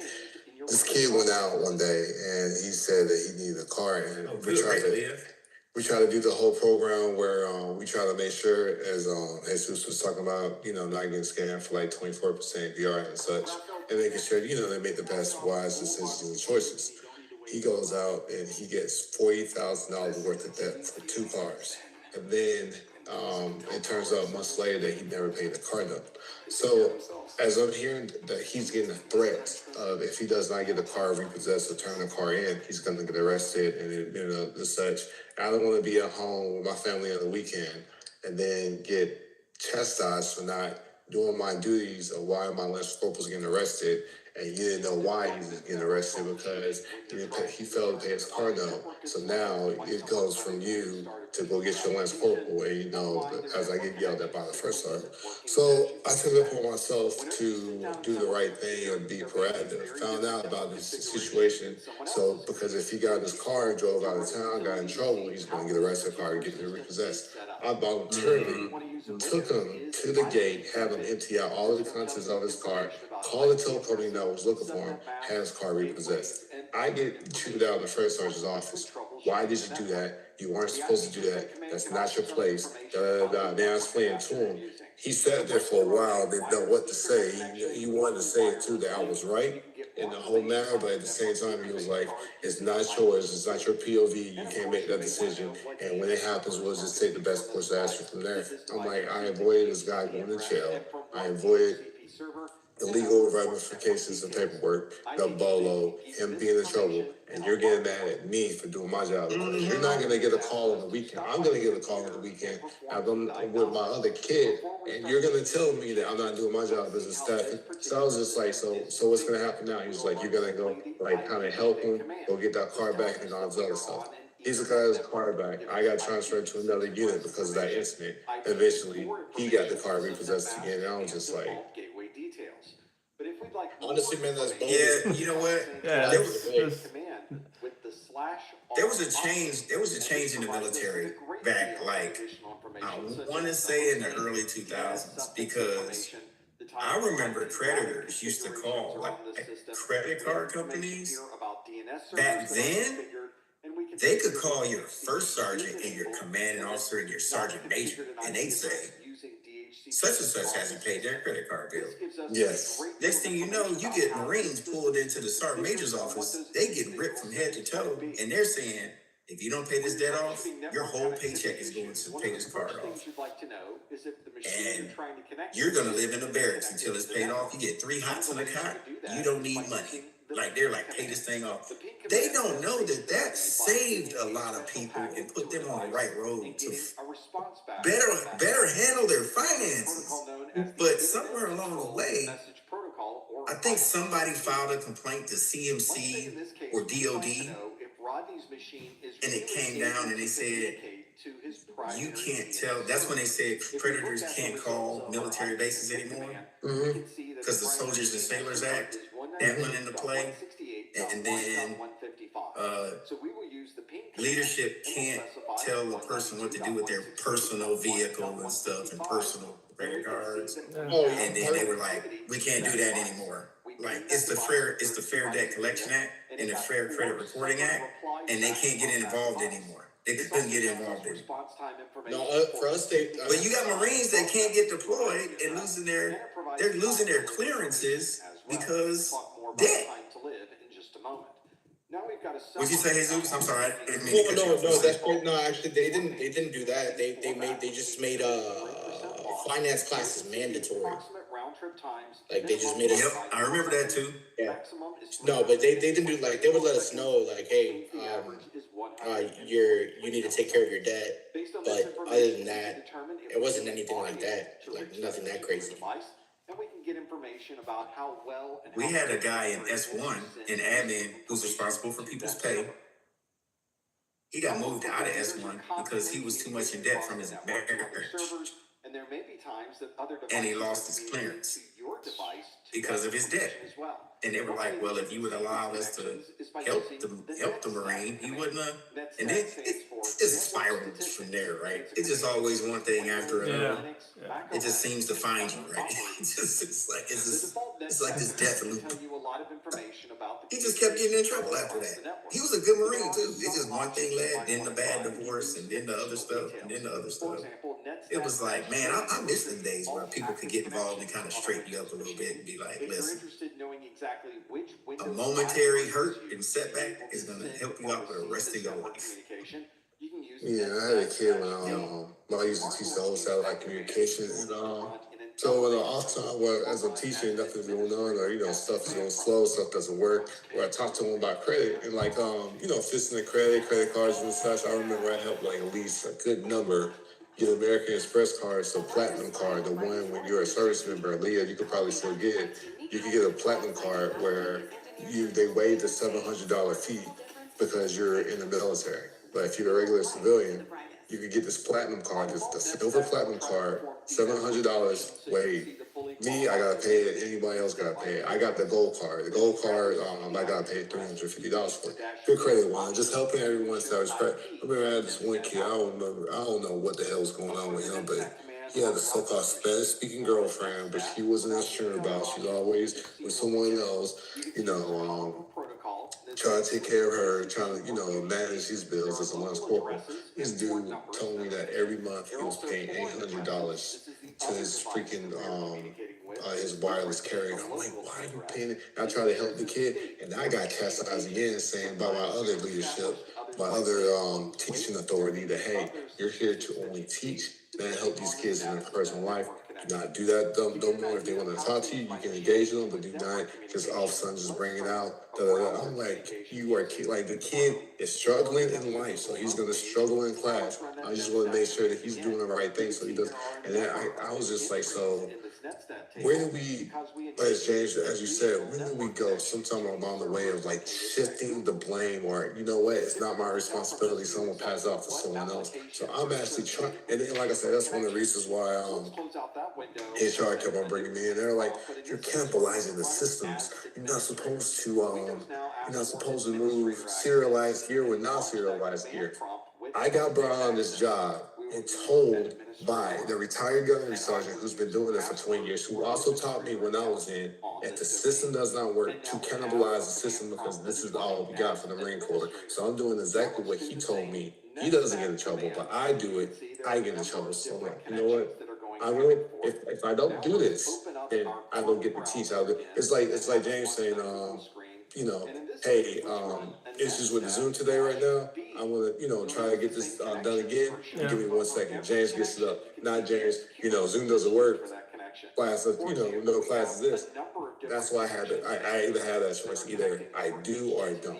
And then if I do, I get in trouble for doing it. If I don't, then I still get in trouble because it doesn't work. But at the same time, I have to prove it doesn't work. It's a lot.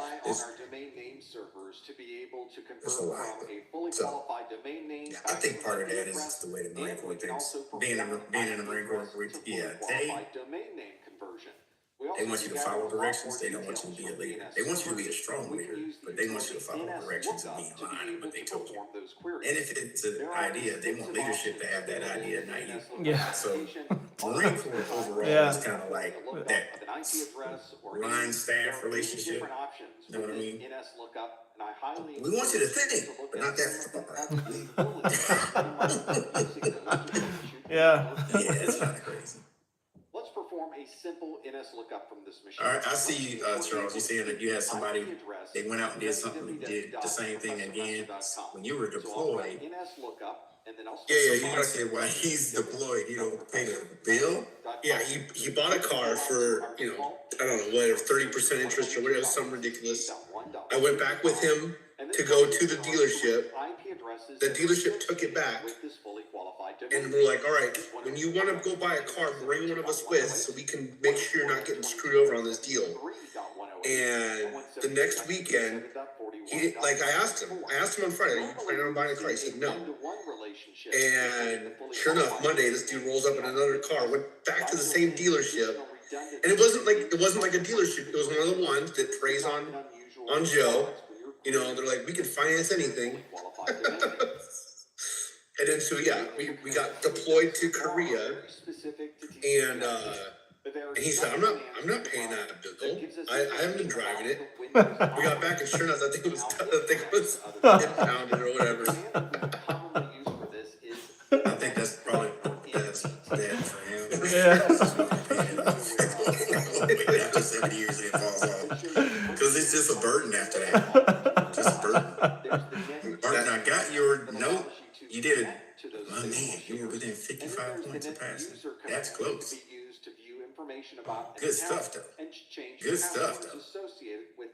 You're going right back. We're gonna brush you up around the edges. Going right back in. How about that? Friday tomorrow yeah, you can go in Friday. Tomorrow we're gonna do for everybody that because this is the first day of Sec Plus, and you guys are gonna. I didn't mean to cut you off, Charles. I just wanted to get this in before everybody gets out of here. You're gonna see the curriculum go like this, everybody. There are a number of shares available. There's the net logon share and the sysball share. It's gonna start going down. You're not gonna see 4 and 3 hours worth of lecture every day because it starts building on what you already know. So it goes like, therefore we have more time on our hands. You get what I'm saying? Yeah. Now we're gonna have a little bit more time working in our favor where we can get in more one-on-ones and hours and going back and reteaching some old stuff and filling the day, right? So that's what we're seeing. So tomorrow we're gonna go. Okay, thanks, Charles. I appreciate it. So tomorrow we're gonna get in some time in the afternoon after morning lecture. We can go at it for net and then A plus because we have some folks retested for A plus too. Yeah. So, yeah. Congrats to everybody that passed too. So we'll get it. Schematics. And if we Aaliyah says, points, people cards. Oh, you talking about the Amex? Back to our follow score, we can see that a new drive that has appeared on that thing ain't no joke though. It's between me and my wife. We got the Amex Platinum. If we're troubleshooting $700 a year more details about their user is the fee to add that thing between both our cards. Yeah, it's just the fact that I'm not in the military. Leah can get it, what she still doesn't have to pay. So she could probably get it away. She might have to pay it along. It won't even come from her. So that would be the best thing to do. So. Needless to say, when you get one of them, you pay everything to the Amex. You use the points to pay the membership fee at the end of the year. So you use all your points to pay your membership fee. Yeah. When was the password last set? When does it expire? That's how that works. Information about login scripts. Or it cuts down on what you need to pay. Information about any. Yep, it says I do have a copy. Yep, it pays for itself. Like if you use it, the membership fee is pretty much in your points. You're paying for the membership fee at the end of the year. You don't even have to touch like paying it in cash, like towards your bill. It's just your points take care of it. To another device on the network. A lot of financial stuff I learned over the years. It might be in our building. It might be in a different city or a different country. All right, so we're excited. Martin's back. Everybody's back. Martin, I will adjust your hours, sir. I think you never clocked out, but I'll make sure I'll adjust it for you. I'll take a look again for you. Set plus first thing in the morning. To be able to We'll determine get in first all hour, the make sure different measure up routers might keys be work, between take a our look at device the and another curriculum. IP You know what we do, go over objectives. feature of Get into some ICT called coursework time after to that live before exceeded. lunch. And Yep, it I uses got that one in too. conjunction Yeah. with a time to live Yep, setting. I In the got that. world of IP version 4, And then time to live is not Oh, referring to real quick, just the whole story goes because I wanted this one. It's referring to a number I originally wanted this one. One's an everyday credit card. The other one is the blue rewards card. I wanted the everyday. They sent me the blue by mistake. Said, hey, you sitting in the wrong card. I'm trying to get the other card. This card originally came with a credit limit was like 15,000. So I was like, yeah, I'm trying to get the other card, not this card. Send me the other card. The other card had 15,000. I'm like, okay, so I got two cards for 15,000. What do I do now? And they're like, you can just keep both. across the network. Yep, got a $30,000 credit. Yeah. Mhm. Nice. Here's the gangster part about that. So I used to do bank fraud and work with MBNA and Bank of America on the back We're end. gonna run a time to live. You can combine both of those credit cards into one credit line for 60 grand. Behind the scenes. This is a setup that Nice. They don't tell you can do that, but you can. and a device that's on the remote. As long as they all have all the affinity cards are under the same major bank umbrella, Yeah. you can merge all your credit lines into one card. Square boxes, and then it's also Yep. gonna pass I don't recommend that though, because you keep some cards for balance transfers, you keep some cards for actual everyday use, and you keep, because what happens, and it's going to specify I know we're doing what finance the 101. address is All of those are on different the buckets. local machine. If you try to do all of that with one big giant credit line, all your money is sitting at different interest rates in different buckets, and you have to pay off those buckets before it actually hits the principal of the card. So you Yeah. don't want to do that. Step is Sam will set up a If you are going to combine all your cards, let me say the disclaimer. I am not a financial person and I'm not telling you to do this.